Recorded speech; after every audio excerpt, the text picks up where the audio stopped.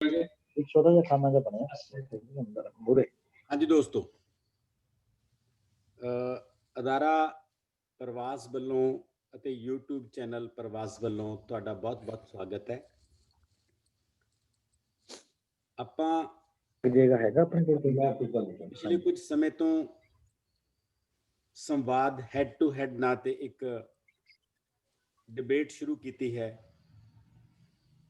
ਦੇਸ਼ ਦੁਨੀਆ ਦੇ ਪੰਜਾਬ ਦੇ ਭਖਦੇ ਮਸਲਿਆਂ ਤੇ। ਅੱਜ ਉਸ ਲੜੀ ਦੇ ਵਿੱਚ ਤੀਜਾ ਪ੍ਰੋਗਰਾਮ ਕਰ ਰਹੇ ਹਾਂ ਤੇ ਇਸ ਪ੍ਰੋਗਰਾਮ ਦਾ ਸਿਰਲੇਖ ਹੈ ਕਿਸਾਨ ਸੰਘਰਸ਼ ਦੇ ਦੇਸ਼ ਵਿਆਪੀ ਸਰੋਕਾਰ। ਤੇ ਇਸ ਲੜੀ ਦੇ ਵਿੱਚ ਅੱਜ ਮੇਰੇ ਨਾਲ ਨੇ retired professor Punjabi university Patiala ਤੋਂ ਡਾਕਟਰ ਗਿਆਨ ਸਿੰਘ ਜੀ, ਜੋ ਉੱਘੇ ਅਰਥ ਸ਼ਾਸਤਰੀ ਨੇ, ਜਿਨ੍ਹਾਂ ਦਾ ਖੇਤੀ ਦੇ ਮਸਲਿਆਂ ਦੇ ਉੱਤੇ ਬਹੁਤ ਵੱਡਾ ਕੰਮ ਹੈ ਤੇ ਪਿਛਲੇ ਲਗਭਗ 25-30 ਸਾਲਾਂ ਤੋਂ ਲਗਾਤਾਰ ਪੰਜਾਬ ਦੇ ਖੇਤੀ ਦੇ ਮਸਲਿਆਂ ਦੇ ਨਾਲ, ਪੰਜਾਬ ਦੇ ਕਿਰਤ ਦੇ ਮਸਲਿਆਂ ਦੇ ਨਾਲ, ਕਿਸਾਨਾਂ ਮਜ਼ਦੂਰਾਂ ਦੇ ਮਸਲਿਆਂ ਨਾਲ ਲਗਾਤਾਰ ਜੁੜੇ ਹੋਏ ਨੇ ਤੇ ਅੱਜ ਇੰਗਲੈਂਡ ਤੋਂ ਸਾਡੇ ਨਾਲ ਜੁੜੇ ਨੇ। ਡਾਕਟਰ ਗਿਆਨ ਸਿੰਘ ਜੀ, ਤੁਹਾਡਾ ਬਹੁਤ-ਬਹੁਤ ਸਵਾਗਤ ਹੈ ਸਰ। ਸ਼ੁਕਰੀਆ ਜੀ ਤੁਹਾਡਾ ਦੀਪ ਜੀ। ਇਸ ਤੋਂ ਬਾਅਦ ਇਸ ਲੜੀ ਦੇ ਵਿੱਚ ਦੂਜੇ ਜੋ ਚਿੰਤਕ ਸਾਡੇ ਨਾਲ ਨੇ ਉਹਨੇ ਸਰਦਾਰ ਹਮੀਰ ਸਿੰਘ ਜੀ।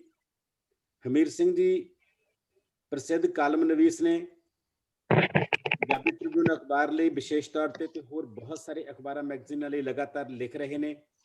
ਪੰਜਾਬ ਦੀ ਨਬਜ਼ ਨੂੰ ਸਮਝਣ ਵਾਲੇ, ਪੰਜਾਬ ਦੇ ਮਸਲਿਆਂ ਨੂੰ ਸਮਝਣ ਵਾਲੇ, ਪੰਜਾਬ ਦੀ ਚਿੰਤਾ ਕਰਨ ਵਾਲੇ, ਪੰਜਾਬ ਦੇ ਸਰੋਕਾਰਾਂ ਨੂੰ ਸਮਝਣ ਵਾਲੇ ਉਹ ਕੁਝ ਚਿੰਤਕਾਂ ਦੇ ਵਿੱਚੋਂ ਇੱਕ ਨੇ ਜਿਨ੍ਹਾਂ ਨੇ ਲਗਾਤਾਰ ਪੰਜਾਬ ਦੇ ਮਸਲਿਆਂ ਤੇ ਲਿਖਿਆ, ਪੰਜਾਬ ਦੇ ਮਸਲਿਆਂ ਤੇ ਮੁਹਿੰਮਾਂ ਚਲਾਈਆਂ, ਪੰਜਾਬੀ ਟ੍ਰਿਬਿਊਨ ਦੇ ਵਿੱਚ ਕਿਰਤੀਆਂ ਤੇ ਕਿਸਾਨਾਂ ਲਈ ਲਿਖੀਆਂ ਇਹਨਾਂ ਦੀਆਂ ਲੇਖ ਲੜੀਆਂ, ਇਹਨਾਂ ਦੇ ਚਿੰਤਨ ਨੂੰ ਤੇ ਇਹਨਾਂ ਦੀ ਚਿੰਤਾ ਨੂੰ ਸਾਡੇ ਸਾਹਮਣੇ ਲਿਆਉਂਦੀਆਂ ਨੇ।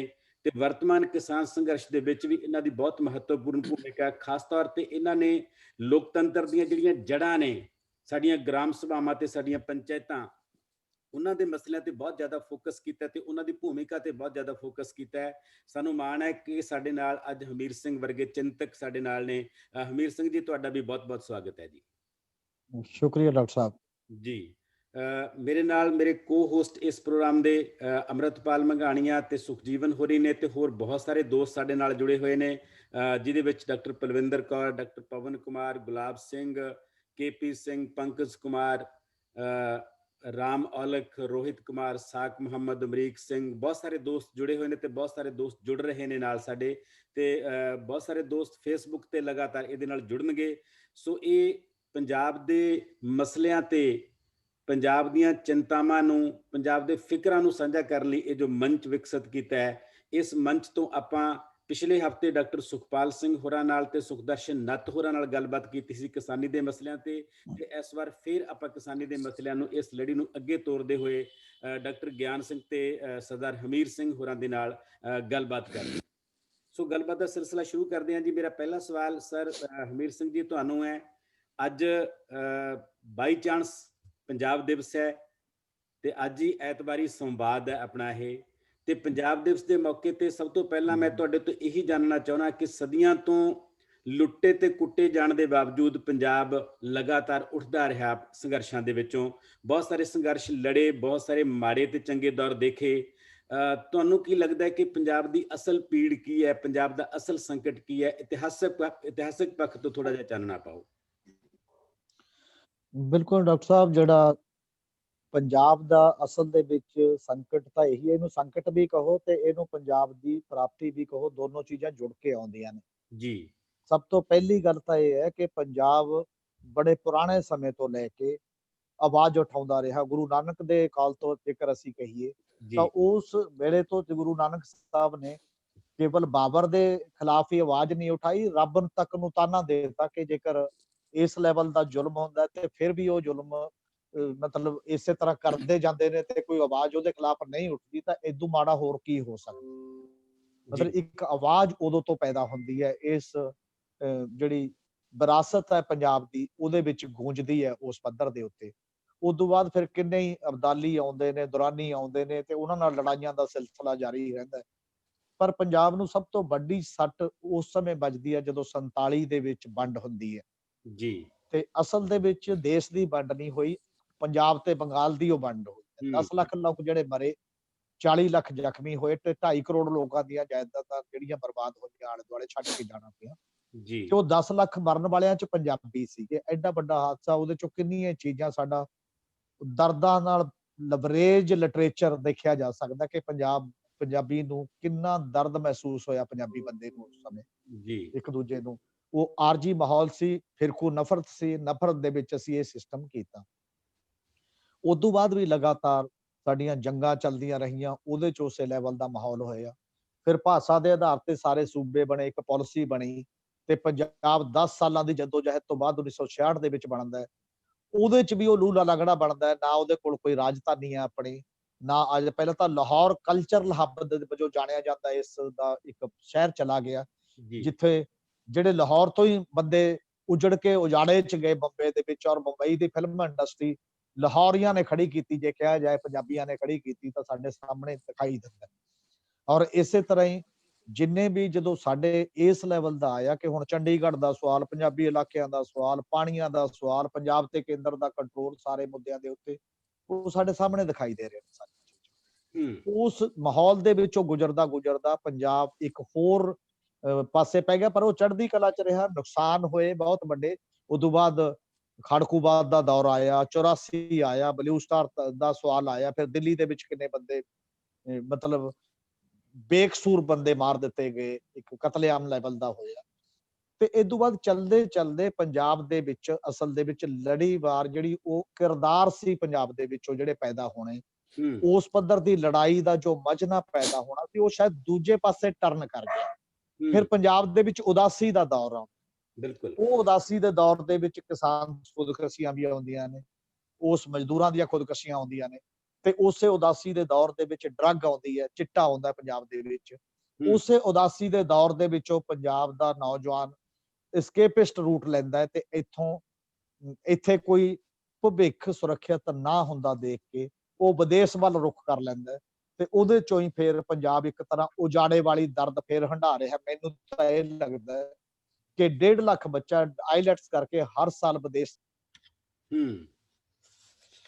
ਤੁਹਾਡਾ ਮਾਈਕ ਬੰਦ ਹੋ ਗਿਆ ਸਰ, ਮਾਈਕ ਬੰਦ ਹੋ ਗਿਆ। ਸ਼ਾਇਦ ਜੀ ਖੋਜੀ ਬਣ ਸਕਦੇ ਸੀ, ਉਹ ਵੱਡੇ ਪੱਧਰ ਤੇ ਹੋਰ ਚਿੰਤਕ ਬਣ ਸਕਦੇ ਸੀ। ਅਸੀਂ +2 ਤੋਂ ਬਾਅਦ ਉਹਨਾਂ ਨੂੰ ਦਿਹਾੜੀਦਾਰ ਦੇ ਰੁਤਬੇ ਦੇ ਵਿੱਚ ਇੱਕ ਤਰੀਕੇ ਦੇ ਨਾਲ ਬਹੁਤ ਵੱਡੇ ਤਬਕੇ ਨੂੰ ਭੇਜਤਾ ਉਸ ਲੈਵਲ ਤੇ, ਦਰ ਤੇ ਸਹਿਮ ਦੇ ਵਿੱਚੋਂ। ਇਹ ਇੱਕ ਬਹੁਤ ਵੱਡਾ ਇੱਕ ਜਿਹੜਾ ਹੁਣ ਤੱਕ ਦਾ ਚੱਲਦਾ ਆ ਰਿਹਾ ਇੱਕ ਮਾਹੌਲ ਪੈਦਾ ਹੋਇਆ। ਪਰ ਇਸ ਪੰਜਾਬ 'ਚ ਕਾਫੀ ਲੰਮੇ ਸਮੇਂ ਬਾਅਦ ਪਹਿਲੀ ਵਾਰ ਪੰਜਾਬ ਕਰਵਟ ਲੈਂਦਾ ਵੀ ਦਿਖਾਈ ਦੇ ਰਿਹਾ ਹੈ। ਹੁਣ ਦਾ ਜਿਹੜਾ ਕਿਸਾਨ ਅੰਦੋਲਨ ਚੱਲ ਰਿਹਾ, ਉਹ 'ਚ ਕਲਾਕਾਰ ਕੀ, ਲੇਖਕ ਕੀ, ਗਵਈਏ ਕੀ, ਨੌਜਵਾਨ ਜਿਹੜੇ ਇਹ ਕਹਿੰਦੇ ਸੀ ਹੁਣ ਗੱਲ ਨਹੀਂ ਸੁਣਦਾ, ਉਹ ਵੀ ਰੇਲਵੇ ਲਾਈਨਾਂ ਤੇ ਸੜਕਾਂ ਤੇ ਦਿਖਾਈ ਦੇ ਰਿਹਾ, ਗੱਲ ਸੁਣਨ ਨੂੰ ਤਿਆਰ ਹੈ ਹਰ ਕਿਤੇ। ਟੋਟਲ ਪੰਜਾਬ ਇੱਕ ਪਾਸੇ ਐ ਖੜਾ ਹੁੰਦਾ ਦਿਖਾਈ ਦੇ ਰਿਹਾ, ਚਾਹੇ ਉਹ ਮਜਬੂਰੀ 'ਚ, ਪੋਲੀਟੀਕਲ ਪਾਰਟੀਆਂ ਤਾਂ ਮਜਬੂਰੀ 'ਚ ਆ ਰਹੀਆਂ ਨੇ ਕਿਉਂਕਿ ਲੋਕਾਂ ਦਾ ਦਬਾਅ ਹੀ ਇੰਨਾ ਵੱਡਾ ਹੈ।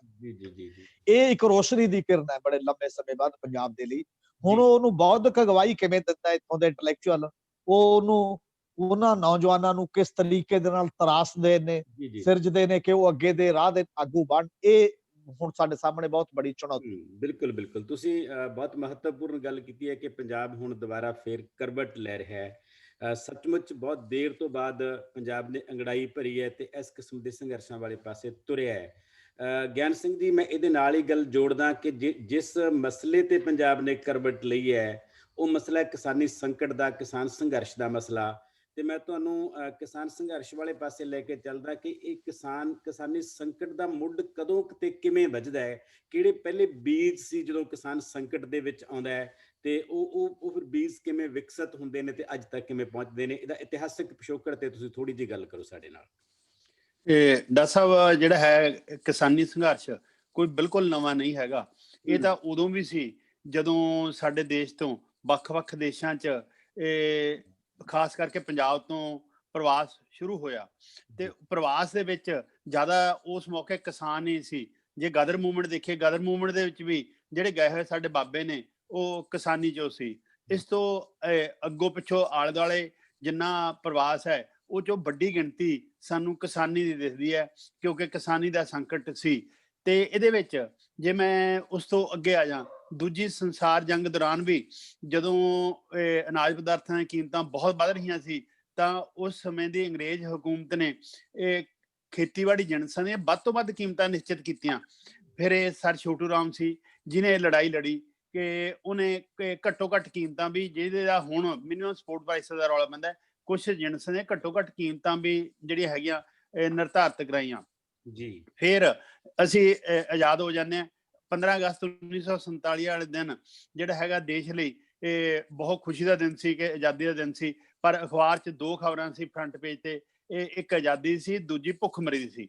ਤੇ ਇਸ ਭੁੱਖਮਰੀ ਦੀ ਖਬਰ ਦਾ ਜਿਹੜਾ ਹੈਗਾ ਇਹ ਲਗਾਤਾਰਤਾ ਰਹੀ। ਤੇ ਇਹਦੇ ਵਿੱਚ ਪਹਿਲੀ 5 ਸਾਲਾ ਯੋਜਨਾ ਦੇ ਵਿੱਚ ਜਿਹੜਾ ਹੈਗਾ ਖੇਤੀਬਾੜੀ ਨੂੰ ਤਰਜੀਹ ਦਿੱਤੀ ਗਈ ਤੇ ਉੱਥੇ ਕੁਛ ਰਿਲੀਫ ਮਿਲੀ। ਦੂਜੀ 5 ਸਾਲਾ ਯੋਜਨਾ 'ਚ ਉਦਯੋਗਿਕ ਵਿਕਾਸ ਵੱਲ ਗਏ, ਫਿਰ ਮੁੜ ਕੇ ਸਮੱਸਿਆ ਆਈ। 1964 ਤੋਂ 66 ਤੱਕ ਦੇਸ਼ ਦੇ ਬਹੁਤੇ ਭਾਗਾਂ 'ਚ ਪਏ ਸੋਕੇ ਨੇ ਮੁੜ ਕੇ ਸਮੱਸਿਆ ਨੂੰ ਗੰਭੀਰ ਬਣਾਤਾ। ਤੇ ਫਿਰ ਸਾਡੇ ਦੇਸ਼ ਦੀ ਹਾਲਤ ਇਹ ਹੋ ਗਈ ਕਿ ਕੇਂਦਰ ਸਰਕਾਰ ਨੂੰ ਬਾਹਰਲੇ ਦੇਸ਼ਾਂ ਤੋਂ ਅਨਾਜ ਮੰਗਵਾਉਣ ਲਈ ਠੂਠਾ ਫੜਨ ਵਰਗੀ ਨੌਬਤ ਦਾ ਵੀ ਸਾਹਮਣਾ ਕਰਨਾ ਪਿਆ। ਕੇਂਦਰ ਸਰਕਾਰ ਨੇ ਅਮਰੀਕਾ ਤੋਂ PL 480 ਅਧੀਨ ਉਹਦੀਆਂ ਸ਼ਰਤਾਂ ਮੰਨ ਕੇ ਅਨਾਜ ਮੰਗਵਾਇਆ, ਜਿਹਦੀ ਵੱਡੀ ਕੀਮਤ ਆ ਰਹੀ।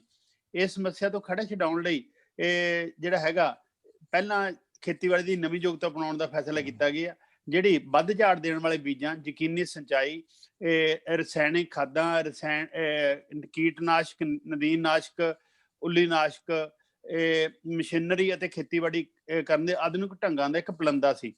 ਪਰ ਜਦੋਂ ਇਹ ਡਿਸਾਈਡ ਹੋ ਗਿਆ ਕਿ ਇਹ ਅਸੀਂ ਨਵੀਂ ਖੇਤੀਬਾੜੀ ਯੋਗਤਾ ਅਪਣਾਉਣੀ ਹੈ, ਫਿਰ ਸਾਰੇ ਦੇਸ਼ ਦਾ ਅਧਿਐਨ ਕੀਤਾ ਗਿਆ ਇਹਨੂੰ ਕਿੱਥੋਂ ਸ਼ੁਰੂ ਕੀਤਾ ਜਾਵੇ। ਤੇ ਜਦੋਂ ਸ਼ੁਰੂ ਕਰਨ ਦੀ ਗੱਲ ਹੋਈ ਤਾਂ ਇਹ ਫੈਸਲਾ ਹੋਇਆ ਕਿ ਇਹਨੂੰ ਪੰਜਾਬ ਤੋਂ ਸ਼ੁਰੂ ਕੀਤਾ ਜਾਵੇ, ਕਿਉਂਕਿ ਪੰਜਾਬ ਦੇ ਕਿਸਾਨ, ਖੇਤ ਮਜ਼ਦੂਰ ਤੇ ਪਿੰਡੂ ਛੋਟੇ ਕਾਰੀਗਰ ਜਿਹੜੇ ਹੈਗਾ ਹੱਡ ਭੰਨਵੀਂ ਮਿਹਨਤ ਕਰਨੀ ਜਾਣਦੇ ਨੇ, ਤੇ ਪੰਜਾਬ ਦੇ ਜਿਹੜੇ ਕੁਦਰਤੀ ਸਾਧਨ ਨੇ ਉਹ ਬਹੁਤ ਅਮੀਰ ਨੇ। ਤੇ ਇੱਥੇ ਦਾ ਧਰਤੀ ਜਿਹੜਾ ਪਾਣੀ ਤੇ ਭੂਮੀ ਦੀ ਉਪਜਾਊ ਸ਼ਕਤੀ, ਉਹ ਸਾਰਾ ਕੁਝ ਬਹੁਤ ਵਧੀਆ ਹੈਗਾ। ਸੋ ਇਹ ਪੰਜਾਬ 'ਚ ਸ਼ੁਰੂ ਹੁੰਦੀ ਹੈਗੀ। ਜਾਂ ਪੰਜਾਬ ਸ਼ੁਰੂ ਹੁੰਦੀ ਹੈ, ਪਹਿਲੇ 5 ਸਾਲ ਜਿਹੜਾ ਹੈਗਾ ਕੇਂਦਰ ਸਰਕਾਰ ਐਗਰੀਕਲਚਰ ਪ੍ਰਾਈਸਿਸ ਕਮਿਸ਼ਨ ਦੀਆਂ ਰਿਕਮੈਂਡੇਸ਼ਨ ਤੇ ਜਿਹੜਾ ਹੈਗਾ ਕੀਮਤਾਂ ਫੇਵਰੇਬਲ ਦਿੰਦੀ ਹੈ। ਉਹ 1970 ਤੋਂ ਤਕਰੀਬਨ 50 ਸਾਲ ਹੋ ਗਏ ਨੇ ਜਿਹੜੀਆਂ ਕੀਮਤਾਂ ਨੇ ਇਹ ਕਿਸਾਨਾਂ ਦੇ ਹਿੱਤਾਂ ਦੇ ਵਿਰੁੱਧ ਨੇ। ਤੇ ਉਸ ਤੋਂ ਬਾਅਦ ਫਿਰ ਇਹ ਜਿਹੜਾ ਹੈਗਾ ਫਿਰ ਕਿਸਾਨੀ ਸੰਕਟ ਆਉਂਦਾ ਹੈਗਾ, ਜਿਸ ਕਿਸੇ ਮੌਕੇ ਨੈਕਸਲਾਈਟ ਮੂਵਮੈਂਟ ਵੀ ਆਉਂਦੀ ਹੈ। ਤੇ ਫਿਰ ਜਿਹੜੀ ਗੱਲ ਹਮੀਰ ਸਿੰਘ ਉਹਨਾਂ ਨੇ ਕਹੀ ਸੀ ਕਿ ਅੱਜ ਕੱਲ੍ਹ ਜਿਹੜਾ ਪੰਜਾਬ ਦਾ ਉਜਾੜਾ ਹੋ ਰਿਹਾ, ਪੰਜਾਬ ਖੋਲੇ ਬਣੇਗਾ, ਸਾਡਾ 1.5 ਲੱਖ ਬੱਚਾ ਬਾਹਰ ਜਾ ਰਿਹਾ ਹੈ। ਇੱਕ ਅਸੀਂ ਸਰਵੇ ਸ਼ੁਰੂ ਕੀਤਾ ਸੀ ਪੰਜਾਬ ਦੇ ਪਿੰਡਾਂ ਤੋਂ ਨੌਜਵਾਨ ਪੀੜ੍ਹੀ ਦਾ ਪ੍ਰਵਾਸ ਵਾਲਾ, ਪਰ ਅਸੀਂ 1951 ਤੋਂ ਲੈ ਕੇ 2019 ਤੱਕ ਕੀਤਾ ਸੀ। ਉਹ COVID-19 ਕਰਕੇ ਸਾਨੂੰ ਵਿਚਾਲੇ ਛੱਡਣਾ ਪੈ ਗਿਆ। ਪਰ ਉਹ ਜਿਹੜੇ 5 ਪਿੰਡਾਂ ਦਾ ਸਰਵੇ ਹੋਇਆ ਸੀ, ਉਹਦੇ ਨਤੀਜੇ ਇਹ ਗੱਲ ਸਾਹਮਣੇ ਲਿਆਉਂਦੇ ਨੇ ਕਿ ਜਿਹੜਾ ਪਿੰਡਾਂ 'ਚੋਂ ਪ੍ਰਵਾਸ ਹੋ ਰਿਹਾ ਉਹ 'ਚੋਂ 92% ਜਨਰਲ ਕੈਟਾਗਰੀ ਦਾ ਹੈਗਾ, 8% ਸ਼ਡਿਊਲਡ ਕਾਸਟ ਜਾਂ ਬੈਕਵਰਡ ਕਲਾਸ ਦਾ ਹੈਗਾ। ਜਿਹੜੇ 92% ਹੈ ਉਹ 'ਚੋਂ 91% ਦੇ ਨਜ਼ਦੀਕ ਇਕੱਲਾ ਫਾਰਮਿੰਗ ਕਮਿਊਨਿਟੀ ਦਾ ਹੈਗਾ, ਜੱਟ ਕਾਸਟ ਹੈ ਉਹ 'ਚ ਮੋਸਟਲੀ ਡੋਮੀਨੇਟ ਕਰਦੀ, ਉਹਦਾ ਹੈਗਾ। ਜਿਹੜਾ ਉਹ ਪ੍ਰਵਾਸ ਹੈ ਉਹਦੇ ਵਿੱਚ ਸਾਡਾ brain drain, capital drain, loss of demographic dividend, ਉਹ ਸਾਰਾ ਸ਼ਰੇਆਮ ਸਾਹਮਣੇ ਆਉਂਦਾ ਹੈਗਾ। ਪਰ ਹੁਣ ਜਿੱਥੇ ਇਹ ਪ੍ਰਵਾਸ ਹੋ ਰਿਹਾ ਸੀ ਉਹਦੇ ਵਿੱਚ ਜਿਹੜਾ ਇਹ ਸੰਕਟ ਇਹ ਕਿਸਾਨੀ ਲਈ ਕੇਂਦਰ ਸਰਕਾਰ ਨੇ ਪੈਦਾ ਕੀਤਾ 3 ਨਵੇਂ ਕਾਨੂੰਨ ਬਣਾ ਕੇ, ਉਹ ਚੋਂ ਜਿਹੜੀ ਬਚਾਓ ਦੀ ਨੀਤੀ ਦੀ ਕਿਸਾਨਾਂ ਵਾਲੀ, ਉਹ ਚੋਂ ਜਿਹੜਾ ਹੈਗਾ ਸੰਘਰਸ਼ ਵਾਲੀ ਨੀਤੀ ਵੱਲ ਆਏ ਨੇ। ਇਹ ਬਹੁਤ ਪੋਜ਼ਿਟਿਵ ਗੱਲ ਹੈਗੀ, ਕਿਉਂਕਿ ਹੁਣ ਇਕੱਲੇ ਕਿਸਾਨ ਸੰਘਰਸ਼ ਨਹੀਂ ਕਰ ਰਹੇ। ਇਹ ਜਿਹੜੇ ਸਾਡੇ ਬੱਚੇ ਬਾਹਰ ਜਾ ਰਹੇ ਸੀ ਉਹ ਵੀ ਵਿੱਚ ਬੈਠੇ ਨੇ, ਜਿਹੜੀਆਂ ਔਰਤਾਂ ਨੂੰ ਅਸੀਂ ਘਰਾਂ 'ਚ ਵਾੜਿਆ ਸੀ ਉਹ ਵੀ ਬੈਠੀਆਂ ਨੇ। ਪਰ ਇੱਕ ਗੱਲ ਜਿਹੜੀ ਦੁਖਦਾਈ ਹੈ ਕਿਸਾਨਾਂ ਦੇ ਸੰਬੰਧ 'ਚ, ਪੰਜਾਬ 'ਚ ਬਹੁਤੇ ਕਿਸਾਨ ਨੇ ਜਿਹੜੇ ਉਹ ਜੱਟ ਕਾਸਟ 'ਚੋਂ ਨੇ। ਉਹ 'ਚ ਜੱਟਵਾਦ ਅਤੇ ਲੱਠਮਾਰ 2 ਟੈਂਡੈਂਸੀਆਂ ਸੀ ਜਿਹੜੀਆਂ ਬਹੁਤ ਗਿਰੀਆਂ ਹੋਈਆਂ ਸੀ, ਜਿਹਦੀ ਉਦਾਹਰਨ ਪਿੱਛੇ ਜਦੋਂ ਬਿਹਾਰੀ ਮਜ਼ਦੂਰ ਇੱਥੋਂ ਚਲੇ ਗਏ ਸੀ COVID-19 ਕਰਕੇ, ਜਦੋਂ ਪੈਡੀ ਪਲਾਂਟੇਸ਼ਨ ਦਾ ਰੌਲਾ ਸੀ ਉੱਥੇ ਉਹਨਾਂ ਨਾਲ ਧੱਕਾ ਕੀਤਾ ਗਿਆ, ਇੱਥੋਂ ਤੱਕ ਕਿ ਜਿਹੜਾ ਉਹ ਪੰਚਾਇਤਾਂ ਤੋਂ ਮਤੇ ਪਵਾਏ ਗਏ। ਪਰ ਕਿਸਾਨ ਜਥੇਬੰਦੀਆਂ ਤੇ ਖੇਤ ਮਜ਼ਦੂਰ ਜਥੇਬੰਦੀਆਂ ਦੀ ਸਿਆਣਪ ਨੇ ਉਸ ਗੱਲ ਨੂੰ ਟਾਲਿਆ। ਉਹ ਲੋਕ ਵੀ ਨਾਲ ਲੱਗ ਗਏ, ਖੇਤ ਮਜ਼ਦੂਰ ਨਾਲ ਇਹ ਪੰਚਾਇਤਾਂ ਦੇ ਵਿੱਚ ਕਾਨੂੰਨੀ ਤੌਰ ਤੇ ਤੀਜਾ ਹਿੱਸਾ ਜ਼ਮੀਨ ਦਲਿਤਾਂ ਦੀ ਹੈ ਜਿਹੜੀ ਉਹ ਲੈ ਸਕਦੇ ਨੇ, ਤੇ ਉਹਦੇ ਤੇ ਵੀ ਧੱਕਾ ਕੀਤਾ ਜਾਂਦਾ, ਡੰਮੀ ਬੋਲੀਆਂ ਦਿੱਤੀਆਂ ਜਾਂਦੀਆਂ ਨੇ। ਜ਼ਮੀਨ ਪ੍ਰਾਪਤ ਸੰਘਰਸ਼ ਕਮੇਟੀ ਵੀ ਨਾਲ ਲੱਗ ਗਈ। ਸਾਡੀਆਂ ਔਰਤਾਂ ਜਿਨ੍ਹਾਂ ਨੂੰ ਅਸੀਂ ਘਰਾਂ 'ਚ ਵੜਿਆ ਹੈ, ਉਹ ਔਰਤਾਂ ਵੀ ਇਹ ਸੰਘਰਸ਼ 'ਚ ਆ ਗਈਆਂ। ਇਸ ਤੋਂ ਬਿਨਾਂ ਹੋਰ ਖੇਤੀਬਾੜੀ ਤੇ ਨਿਰਭਰ ਜਿੰਨੇ ਲੋਕ ਨੇ ਉਹ ਤੇ ਦੂਜੇ ਮੁਲਾਜ਼ਮ ਜਾਂ ਸਿਆਣੇ ਲੋਕ, ਬੁੱਧੀਮਾਨ ਲੋਕ ਵੀ ਇਸ ਸਮੱਸਿਆ ਨਾਲ ਜੁੜੇ ਨੇ। ਸੋ ਇਹ ਇਸ ਤਰ੍ਹਾਂ ਦੀ ਸਮੱਸਿਆ ਚੱਲ ਰਹੀ ਹਨ। ਬਿਲਕੁਲ, ਤੁਸੀਂ ਸਾਰੇ ਪਿਛੋਕੜ ਬਾਰੇ ਦੱਸਿਆ ਕਿ ਕਿਸ ਤਰ੍ਹਾਂ ਕਿਸਾਨਾਂ ਦੇ ਨਾਲ ਸ਼ੁਰੂ ਤੋਂ ਲੈ ਕੇ ਹੁਣ ਤੱਕ ਜਿਹੜੀਆਂ ਬੇਕਾਇਦਗੀਆਂ ਹੋਈਆਂ ਨੇ, ਜਿਨ੍ਹਾਂ ਦਾ ਸਿੱਟਾ ਅੱਜ ਵਾਲੇ ਸੰਘਰਸ਼ ਤੱਕ ਪਹੁੰਚਦਾ ਹੈ, ਨਿਕਲਦਾ ਹੈ। ਤੇ ਹਮੀਰ ਸਿੰਘ ਜੀ, ਮੈਂ ਹੁਣ ਥੋੜਾ ਜਿਹਾ ਤੁਹਾਡੇ ਤੋਂ ਇੱਕ ਹੋਰ ਵੱਖਰੇ ਪਹਿਲੂ ਤੇ ਜਾਣਨਾ ਚਾਹੁੰਦਾ ਕਿ ਪੰਜਾਬ ਨੇ ਬਿਨਾਂ ਸ਼ੱਕ ਬਹੁਤ ਲੰਮੇ ਸੰਘਰਸ਼ ਲੜੇ ਨੇ। ਹੁਣ ਵੀ ਪੰਜਾਬ ਦੇ ਵਿੱਚ ਕਿਤੇ ਮੁਲਾਜ਼ਮ ਸੰਘਰਸ਼ ਕਰ ਰਹੇ ਹੁੰਦੇ ਨੇ, ਕਿਤੇ ਕੋਈ ਵਰਗ ਸੰਘਰਸ਼ ਕਰ ਰਿਹਾ ਹੈ। ਪਰ ਹੁਣ ਇੱਕ ਸਮਝ ਇਹ ਬਣਦੀ ਜਾ ਰਹੀ ਹੈ ਕਿ ਜਿਹੜਾ ਮੌਜੂਦਾ ਸੰਘਰਸ਼ ਹੈ ਇਹ ਲੋਕਾਂ ਦਾ ਸੰਘਰਸ਼ ਬਣਦਾ ਜਾ ਰਿਹਾ ਹੈ, ਆਵਾਮ ਦਾ ਸਾਂਝਾ ਸੰਘਰਸ਼ ਬਣਦਾ ਜਾ ਰਿਹਾ ਹੈ। ਇਹਦੇ ਕੀ ਆਧਾਰ ਨੇ ਅਸੀਂ ਇਸ ਨੂੰ ਆਵਾਮ ਦਾ ਸਾਂਝਾ ਸੰਘਰਸ਼ ਕਹਿ ਰਹੇ ਹਾਂ? ਮੈਨੂੰ ਇਹ ਲੱਗਦਾ ਹੈ ਕਿ ਅਜੇ ਆਵਾਮ ਦਾ ਸਾਂਝਾ ਸੰਘਰਸ਼ ਬਣਨ ਦੇ ਵਿੱਚ ਟਾਈਮ ਲੱਗਣਾ ਹੈ ਜੀ ਅਜੇ। ਇਹ ਕਿਸਾਨ ਦਾ ਸੰਘਰਸ਼ ਹੈ, ਉਹਦਾ ਕਾਰਨ ਹੈ, ਉਹਦੇ ਪਿੱਛੇ ਮੈਂ ਇਹ ਕਾਰਨ ਦੇਖ ਰਿਹਾ ਜੀ ਕਿ ਫਿਲਹਾਲ ਇੱਕ ਪ੍ਰੈਸ਼ਰ ਹੈ, ਕਿਸਾਨ ਸੰਘਰਸ਼ ਪੈਦਾ ਹੋਇਆ। ਬਾਕੀ ਦੇ ਤਬਕੇ ਜਿਹੜੇ ਨੇ ਟੋਟਲ ਉਹ ਹਮਦਰਦੀ ਰੱਖਦੇ ਨੇ ਇਹਦੇ ਨਾਲ, ਅਜੇ ਸਰਗਰਮ ਭੂਮਿਕਾ ਚ ਉਸ ਪੱਧਰ ਦੇ ਉੱਤੇ ਨਹੀਂ ਹੈ, ਹਮਦਰਦੀ ਰੱਖਦੇ ਨੇ। ਔਰ ਅਜੇ 31 ਕਿਸਾਨ ਜਥੇਬੰਦੀਆਂ ਦੇ ਉੱਪਰ ਵੀ ਇੱਕ ਪ੍ਰੈਸ਼ਰ ਹੈ, ਲੋਕਾਂ ਦਾ ਹੀ ਜਨਤਕ ਪ੍ਰੈਸ਼ਰ ਹੈ ਕਿ ਉਹ ਮਿਲ ਕੇ ਚੱਲਣ। ਅਜੇ ਉਹ 31 ਦਾ ਵੀ ਪੂਰੀ ਤਰ੍ਹਾਂ ਇੱਕ ਕੋਰ ਗਰੁੱਪ ਖੜਾ ਹੋਣਾ ਜਾਂ ਇਕੱਠੇ ਫੈਸਲੇ ਕਰਨ ਚ ਅਜੇ ਉੱਥੇ ਵੀ ਥੋੜੀ ਕਮੀ ਹੈ, ਕਮੀ ਕਮਜ਼ੋਰੀ, ਉਹਨੂੰ ਧਿਆਨ ਚ ਰੱਖਣਾ ਹਜੇ ਪੈਣਾ ਹੈ ਉਸ ਲੈਵਲ ਤੇ। ਬਿਲਕੁਲ ਬਿਲਕੁਲ। ਅਗਲੀ ਗੱਲ ਇਹ ਹੈ ਕਿ ਅਜੇ ਉਹ ਜਥੇਬੰਦੀਆਂ ਹੀ ਫੈਸਲੇ ਕਰਦੀਆਂ ਨੇ ਕਿੱਧਰ ਜਾਣਾ ਹੈ, ਕਿਵੇਂ ਹੋਣਾ ਹੈ। ਔਰ ਜਿਵੇਂ ਜਿਵੇਂ ਇਹਨੂੰ ਲੋਕ ਸੰਘਰਸ਼ ਬਣਾਉਣ ਦੀ ਗੱਲ ਹੈ, ਇੱਕ ਚੰਗੀ ਗੱਲ ਹੈ ਕਿ ਦਲਿਤ ਜਥੇਬੰਦੀਆਂ ਨੇ ਵੀ, ਮਜ਼ਦੂਰ ਜਥੇਬੰਦੀਆਂ ਨੇ ਵੀ, ਮੁਲਾਜ਼ਮਾਂ ਨੇ ਵੀ, ਵਪਾਰੀਆਂ ਨੇ ਵੀ ਸਪੋਰਟ ਕੀਤੀ ਹੈ, ਪਰ ਅਜੇ ਵਿਜੀਬਲ ਰੂਪ ਚ ਉਸ ਰੂਪ ਚ ਦਿਖਾਈ ਨਹੀਂ। ਉਹਦਾ ਕਾਰਨ ਇਹ ਵੀ ਹੈ ਕਿ ਜਿੰਨਾ ਚਿਰ ਸਾਡੇ ਅੰਦਰ ਪੈਦਾ ਹੋਈਆਂ ਸਮਾਜਿਕ ਬਣਤਰ ਦੇ ਵਿੱਚ ਜਿਹੜੇ ਵੱਖਰੇਵੇਂ ਨੇ ਉਹਨਾਂ ਨੂੰ ਨੇੜੇ ਲਾਉਣ ਦੀ ਕੋਸ਼ਿਸ਼ ਵੀ ਬੜੇ ਵੱਡੇ ਪੱਧਰ ਤੇ ਕੋਸ਼ਿਸ਼ ਬੌਧਿਕ ਤਬਕੇ ਨੂੰ ਵੀ ਤੇ ਸੰਘਰਸ਼ ਦੀ ਅਗਵਾਈ ਕਰਨ ਵਾਲੇ ਤਬਕੇ ਨੂੰ ਵੀ ਉਸ ਪਾਸੇ ਧਿਆਨ ਦੇਣਾ ਪਏਗਾ। ਉਹਦੇ ਚ ਇਹ ਗੱਲ ਜ਼ਰੂਰ ਹੈ, ਜਿਵੇਂ ਡਾਕਟਰ ਗਿਆਨ ਸਿੰਘ ਉਹਨਾਂ ਨੇ ਇੱਕ ਗੱਲ ਕੀਤੀ ਪਹਿਲਾਂ ਕਿ ਦਲਿਤ ਪਰਿਵਾਰਾਂ ਦੇ ਵੀ ਕੁਝ ਮੁੱਦੇ ਨੇ। ਕਿਸਾਨ ਔਰਤਾਂ ਪਹਿਲੀ ਵਾਰ ਐਡੀ ਵੱਡੀ ਗਿਣਤੀ ਚ ਆਈਆਂ ਨੇ, ਪਰ ਇਹ ਕਹਿਣਾ ਕਿ ਔਰਤਾਂ ਪਹਿਲੀ ਵਾਰ ਵੱਡੀ ਗਿਣਤੀ ਚ ਆਈਆਂ ਨੇ, ਮੈਨੂੰ ਲੱਗਦਾ ਉਹ ਗੱਲ ਨਹੀਂ ਹੈ। ਦਲਿਤ ਔਰਤਾਂ ਪਹਿਲਾਂ ਹੀ ਮੈਦਾਨ ਚ ਨੇ, ਬਹੁਤ ਲੰਮੇ ਸਮੇਂ ਤੋਂ ਮੈਦਾਨ ਦੇ ਵਿੱਚ ਨੇ। ਕੋਈ ਫਾਈਨਾਂਸ ਕੰਪਨੀਆਂ ਦੇ ਮਾਮਲੇ ਦੇ ਵਿੱਚ ਹੈ, ਕੋਈ ਮਨਰੇਗਾ ਦੇ ਮਾਮਲੇ ਦੇ ਵਿੱਚ ਹੈ, ਕੋਈ ਆਸ਼ਾ ਵਰਕਰ ਦੇ ਰੂਪ ਚ ਹੈ, ਕੋਈ ਮਿਡ ਡੇ ਮੀਲ ਕੁੱਕ ਦੇ ਰੂਪ ਦੇ ਵਿੱਚ ਹੈ, ਜਿਹੜੀਆਂ ਚੋਂ ਬਹੁਤੀਆਂ ਦਲਿਤ ਪਰਿਵਾਰਾਂ ਦੀਆਂ ਔਰਤਾਂ ਨੇ। ਔਰ ਇਸ ਲਈ ਆਂਗਣਵਾੜੀ ਚੋਂ ਵੀ ਆਂਗਣਵਾੜੀ ਹੈਲਪਰ ਜ਼ਿਆਦਾਤਰ ਉਸੇ ਮਤਲਬ ਦਲਿਤ ਪਰਿਵਾਰਾਂ ਦੇ ਵਿੱਚੋਂ ਹੀ ਨੇ। ਉਹ ਪਹਿਲਾਂ ਤੋਂ ਹੀ ਉਹ ਔਰਤਾਂ ਸਾਡੇ ਸਾਹਮਣੇ, ਪਰ ਉਹਨਾਂ ਦੇ ਇੱਕ ਵੱਖਰੇਵੇਂ ਨੇ। ਜਿਵੇਂ ਮਨਰੇਗਾ ਦੇ ਸਵਾਲ ਤੇ ਹੈ, ਅਜੇ ਤੱਕ ਕਿਸਾਨੀ ਨੇ ਉਸ ਮਨਰੇਗਾ ਚ ਉਹਨਾਂ ਦੀ ਸਪੋਰਟ ਨਹੀਂ ਕੀਤੀ ਹੋਈ ਉਸ ਪੱਧਰ ਦੇ ਉੱਤੇ। ਜਿਵੇਂ ਤੀਜਾ ਹਿੱਸਾ ਸਾਮਲਾਟ ਦਾ ਸਵਾਲ ਵੀ ਹੈ, ਉੱਥੇ ਵੀ ਕੋਈ ਬਹੁਤ ਜ਼ਿਆਦਾ ਸਪੋਰਟਿੰਗ ਰੋਲ ਨਹੀਂ ਅਜੇ ਤੱਕ ਉਹਨਾਂ ਨੂੰ ਮਿਲਿਆ ਹੋਇਆ ਉਸ ਪੱਧਰ ਤੇ। ਈਵਨ ਫਾਈਨਾਂਸ ਕੰਪਨੀਆਂ ਦੀ ਲੁੱਟ ਦੇ ਖਿਲਾਫ ਵੀ ਕੱਲੀਆਂ ਦਲਿਤ ਔਰਤਾਂ ਦਾ ਉਹ ਹੈ। ਕਿਸਾਨੀ ਦੀ ਸਾਈਡ ਨੂੰ ਵੀ ਥੋੜਾ ਇੰਪਰੂਵ ਕਰਕੇ ਉਹਨਾਂ ਨੂੰ ਦੇ ਇਹ ਮੁੱਦਿਆਂ ਦੇ ਬਾਰੇ ਹਮਦਰਦੀ ਪੂਰਵਕ ਜਾਂ ਉਹਨਾਂ ਦੇ ਹੱਕ ਦੇ ਐਂਗਲ ਨੂੰ ਤਸਲੀਮ ਕਰਕੇ ਨਾਲ ਇੱਕ ਸੰਵਾਦ ਰਚਾਉਣਾ ਪਏਗਾ ਲੀਡਰਸ਼ਿਪ ਦੇ ਨਾਲ। ਔਰ ਇਸੇ ਤਰ੍ਹਾਂ ਦੇ ਨਾਲ ਸ਼ਹਿਰੀ ਵਰਗ ਨਾਲ ਵੀ ਇੱਕ ਸੰਵਾਦ ਰਚਾਉਣ ਦੀ ਲੋੜ ਹੈ, ਜਿਹੜਾ ਉਹਨਾਂ ਨੂੰ ਕਿਹਾ ਜਾਏ ਕਿ ਖੇਤੀ ਜਿਹੜਾ ਕਿੱਤਾ ਹੈ ਇਹ ਕੇਵਲ ਕਿਸਾਨੀ ਦਾ ਸਵਾਲ ਨਹੀਂ ਹੈ। ਜਿਵੇਂ ਪੀ ਸਾਈਨਾਥ ਜਦੋਂ ਪੰਜਾਬ ਚ ਆਏ ਸੀ, ਪੀ ਸਾਈਨਾਥ ਵੱਡੇ ਪੱਤਰਕਾਰ ਨੇ ਜਿਨ੍ਹਾਂ ਨੇ ਕਿਸਾਨੀ ਤੇ ਸਭ ਤੋਂ ਪਹਿਲਾਂ ਲਿਖਣਾ ਸ਼ੁਰੂ ਕੀਤਾ ਹਿੰਦੂ ਦੇ ਵਿੱਚ ਖੁਦਕਸ਼ੀਆਂ ਦੇ ਸਵਾਲ ਦੇ ਉੱਤੇ ਲਗਾਤਾਰ। ਜਦੋਂ ਉਹ ਆਏ ਨੇ ਉਹ ਕਹਿੰਦੇ ਨੇ ਵੀ ਕਿ ਕਿਸਾਨੀ ਦਾ ਸੰਕਟ ਨਹੀਂ ਹੈ ਜਿਹੜਾ ਕਰਜ਼ੇ ਦਾ, ਇਹ ਸਿਵਲਾਈਜੇਸ਼ਨ ਦਾ ਸੰਕਟ ਹੈ, ਸਭਿਅਤਾ ਦਾ ਸੰਕਟ। ਸਭਿਅਤਾ ਦਾ ਸੰਕਟ ਇਸ ਰੂਪ ਦੇ ਵਿੱਚ ਹੈ ਕਿ ਜਦੋਂ ਕੋਈ ਖੁਦਕਸ਼ੀਆਂ ਹੋ ਰਹੀਆਂ ਹੋਣ ਤੇ ਉਦੋਂ ਬਾਕੀ ਦੇ ਰੋਜੀ ਰੋਟੀ ਉਵੇਂ ਹੀ ਚੱਲਦੀ ਹੋਵੇ, ਜਿਹੜਾ ਮਨੁੱਖੀ ਅਹਿਸਾਸ ਹੈ ਉਹਦੇ ਚ ਉਹ ਦਰਦ ਚ ਨਾ ਬਦਲਦਾ ਹੋਵੇ, ਤਾਂ ਕਿਤੇ ਨਾ ਕਿਤੇ ਮਨੁੱਖੀ ਉਹ ਅਹਿਸਾਸ ਗੁਆ ਰਿਹਾ। ਇਸ ਲਈ ਸਿਵਲਾਈਜੇਸ਼ਨ ਦਾ ਸੰਕਟ। ਉਸੇ ਤਰ੍ਹਾਂ ਹੀ ਜਿਹੜਾ ਦਲਿਤ ਪਰਿਵਾਰਾਂ ਦਾ ਜਾਂ ਔਰਤਾਂ ਦਾ ਜਾਂ ਬਾਕੀ ਦੇ ਸੰਕਟ ਤੇ ਉਹ ਵੀ ਉਹੋ ਜਿਹੇ ਰੂਪ ਦੇ ਵਿੱਚ ਨੇ। ਜਦੋਂ ਇਹ ਸਾਂਝੇ ਰੂਪ ਦੇ ਵਿੱਚ ਲਿਆ, ਕਰਨਾਟਕਾ ਇਸ ਰੂਪ ਦੇ ਵਿੱਚ ਮੈਨੂੰ ਲੱਗਦਾ ਪਹਿਲ ਕਦਮੀ ਲੈ ਰਿਹਾ ਹੈ। ਕਰਨਾਟਕਾ ਦੇ ਵਿੱਚ ਉਹਨਾਂ ਨੇ ਇੱਕ ਰੈਲੀ ਕੀਤੀ 21 ਸਤੰਬਰ ਤੋਂ 28 ਸਤੰਬਰ ਤੱਕ, ਮਤਲਬ ਰੈਲੀਆਂ ਦਾ ਦੌਰ ਚੱਲਿਆ। 28 ਨੂੰ ਕਰਨਾਟਕਾ ਬੰਦ ਸੀ। ਫਰੰਟ ਲਾਈਨ ਦਾ ਜਿਹੜਾ ਇਸ਼ੂ ਆਇਆ ਇਹ ਤੋਂ ਪਿਛਲਾ, ਉਹਦੇ ਚ ਇਹ ਗੱਲਾਂ ਸਾਰੀਆਂ ਉਹਨਾਂ ਨੇ ਡਿਸਕਸ ਕੀਤੀਆਂ ਨੇ। ਉੱਥੇ ਇੱਕ 34 ਮੈਂਬਰੀ ਕਮੇਟੀ ਬਣੀ ਜਿਹੜੀ ਸੰਘਰਸ਼ ਨੂੰ ਲੀਡ ਕਰ ਰਹੀ ਹੈ। ਉਹ 34 ਮੈਂਬਰਾਂ ਦੇ ਵਿੱਚ ਕਿਸਾਨ ਜਥੇਬੰਦੀਆਂ ਵੀ ਨੇ, ਮਜ਼ਦੂਰ ਜਥੇਬੰਦੀਆਂ ਨੇ, ਟ੍ਰੇਡ ਯੂਨੀਅਨਾਂ ਵੀ, ਟ੍ਰੇਡ ਯੂਨੀਅਨ ਨਾਲ ਸੰਬੰਧਿਤ। ਉਹ 34 ਮੈਂਬਰੀ ਇਕੱਠੀ ਫੈਸਲੇ ਲੈਂਦੀ ਹੈ। ਇਹਦਾ ਮਤਲਬ ਉਹ ਲੋਕ ਸੰਘਰਸ਼ ਵੱਲ ਨੂੰ ਇੱਕ ਨਵਾਂ ਇਦੋਂ ਅਗਲਾ ਕਦਮ ਜੀ ਜੀ ਤੇ ਸਾਡੇ ਵੀ ਪੰਜਾਬ ਦੇ ਵਿੱਚ ਹੋਰ ਜ਼ਿਆਦਾ ਲੋਕ ਸੰਘਰਸ਼ ਦੇ ਰੂਪ ਦੇ ਵਿੱਚ ਇਹਨੂੰ ਬਦਲਣ ਦੇ ਵਾਸਤੇ ਉਧਰ ਵੀ ਸੋਚਣਾ ਪਏਗਾ। ਜੀ ਔਰਤਾਂ ਨੂੰ ਸਟੇਜ ਤੇ, ਪੂਰੀ ਸਟੇਜ ਜਦੋਂ ਸਜਦੀ ਹੈ ਤੇ ਉਹਦੇ ਔਰਤਾਂ ਦੀ ਨੁਮਾਇੰਦਗੀ ਕਿੰਨੀ ਸਟੇਜ ਦੇ ਉੱਤੇ ਵੀ ਹੈ, ਹੂੰ ਫੈਸਲਾ ਕਰਨ ਵੇਲੇ ਕਿੰਨੀ ਕੁ ਉਹਦੀ ਹਿੱਸੇਦਾਰੀ ਆਏਗੀ, ਔਰ ਦਲਤਾਂ ਦੀ ਨੁਮਾਇੰਦਗੀ ਕਿੰਨੀ ਕੁ ਹੈ, ਕਿੰਨੀ ਕੁ ਆਏਗੀ, ਇਹ ਸਾਰੀਆਂ ਚੀਜ਼ਾਂ ਨੂੰ ਇਨਵੋਲਵ ਕਰਨ ਦੀ ਲੋੜ ਹੈ ਵਿੱਚ, ਜੀ ਤਾਂ ਕਿ ਉਹ ਰੀਅਲ ਸੈਂਸ ਦੇ ਵਿੱਚ ਉਸ ਪਾਸੇ ਵੱਲ ਤੁਰ ਜੇ ਗੱਲ, ਲੋਕ ਸੰਘਰਸ਼ ਦੇ ਵਿੱਚ ਤਬਦੀਲ ਹੋ ਜੇ। ਹਾਂ, ਹੁਣ ਇਸ ਕਰਕੇ ਲੋਕ ਸੰਘਰਸ਼ ਜ਼ਰੂਰ ਕਿਹਾ ਜਾ ਰਿਹਾ, ਕਿਉਂਕਿ ਜਿਹੜੇ ਵਰਗ ਪਹਿਲਾਂ ਸੀ, ਜਿਵੇਂ ਨੌਜਵਾਨ ਸੀ, ਕਲਾਕਾਰ ਸੀ, ਲੇਖਕ ਸੀ, ਹੂੰ ਬੁੱਧੀਜੀਵੀ ਤਬਕਾ ਸੀ, ਉਹ ਥੋੜਾ ਜਿਹਾ ਬਾਹਰ ਦੇਖਿਆ ਜਾਂਦਾ ਸੀ, ਉਹ ਇਨਵੋਲਵ ਹੈ, ਉਹ ਸ਼ਮੂਲੀਅਤ ਹੈ। ਜੀ ਪਰ ਇਹਦਾ ਦਾਇਰਾ ਹੋਰ ਵਧਾਉਣ ਦੀ ਲੋੜ ਹੈ ਇਹਨੂੰ ਲੋਕ ਸੰਘਰਸ਼ ਕਹਿਣ ਦੇ ਵਾਸਤੇ। ਬਿਲਕੁਲ ਬਿਲਕੁਲ। ਆਵਾਮ ਦਾ ਸੰਘਰਸ਼ ਬਣਨ ਵਾਲੇ ਪਾਸੇ ਅਸੀਂ ਵੱਧ ਰਹੇ ਹਾਂ, ਕੁਝ ਸੰਕੇਤ ਨੇ ਜਿਹੜੇ ਪੋਜ਼ਿਟਿਵ ਨੇ, ਪਰ ਅਜੇ ਇਹ ਤੇ ਹੋਰ ਵਰਕ ਕਰਨ ਦੀ ਲੋੜ ਹੈ। ਬਿਲਕੁਲ ਇਹ 'ਚ ਕੋਈ ਸ਼ੱਕ ਨਹੀਂ, ਬਹੁਤ ਸਾਰੀਆਂ ਧਿਰਾਂ ਦੀ ਸਰਗਰਮ ਸ਼ਮੂਲੀਅਤ ਅਜੇ ਹੋਣੀ ਬਾਕੀ ਹੈ, ਪਰ ਇਹ ਚੰਗੇ ਸੰਕੇਤ ਨੇ ਜਿਹੜੇ ਅਸੀਂ ਇਸ ਪਾਸੇ ਵੱਲ ਵੱਧ ਰਹੇ ਹਾਂ। ਗਿਆਨ ਸਿੰਘ ਜੀ, ਜਿਹੜੇ ਇਹ 3 ਕਾਨੂੰਨ ਜਿਨ੍ਹਾਂ ਕਰਕੇ ਇਹ ਸੰਘਰਸ਼ ਜ਼ਿਆਦਾ ਤਿੱਖਾ ਹੋਇਆ, ਜਿਹੜੀ ਅੰਗੜਾਈ ਲਈ ਪੰਜਾਬ ਨੇ, ਇੱਕ ਹਲੂਣਾ ਉਸ ਨੂੰ ਆਇਆ, ਇਹ 3 ਜਿਹੜੇ ਕਾਨੂੰਨ ਨੇ, ਇਹ ਕੋਈ ਇੱਕਦਮ ਕੋਈ ਨਵਾਂ ਸੰਕਟ ਸੀ ਜਾਂ ਕੋਈ ਪਹਿਲਾਂ ਤੋਂ ਸੰਕਟ ਜਿਹੜਾ ਸ਼ੁਰੂ ਸੀ ਉਹਦਾ ਕੋਈ ਪੜਾਅ ਸੀ ਅਗਲਾ? ਇਹਦੇ ਬਾਰੇ ਅਸੀਂ ਤੁਹਾਡੇ ਤੋਂ ਜਾਣਨਾ ਚਾਹੁੰਦੇ ਹਾਂ। ਤੇ ਡਾਕਟਰ ਸਾਹਿਬ, ਜਿਹੜੀ ਗੱਲ ਹੈ ਕਿ ਜਿਹੜੇ 3 ਨਵੇਂ ਕਾਨੂੰਨ ਬਣੇ ਨੇ, ਤੇ ਹੁਣ ਤਾਂ ਇਹ ਬਹੁਤ ਜ਼ਿਆਦਾ ਦੁਖਦਾਈ ਦਿਖਾਈ ਦਿੰਦੇ ਨੇ, ਪਰ ਇਹਨਾਂ ਦੀ ਸ਼ੁਰੂਆਤ ਤਾਂ 1991 ਤੋਂ, ਜਦੋਂ ਦੇਸ਼ ਨੇ ਨਵੀਆਂ ਆਰਥਿਕ ਨੀਤੀਆਂ ਅਪਣਾਈਆਂ, ਉਦੋਂ ਤੋਂ ਹੀ ਸ਼ੁਰੂ ਹੋ ਗਈ ਸੀ।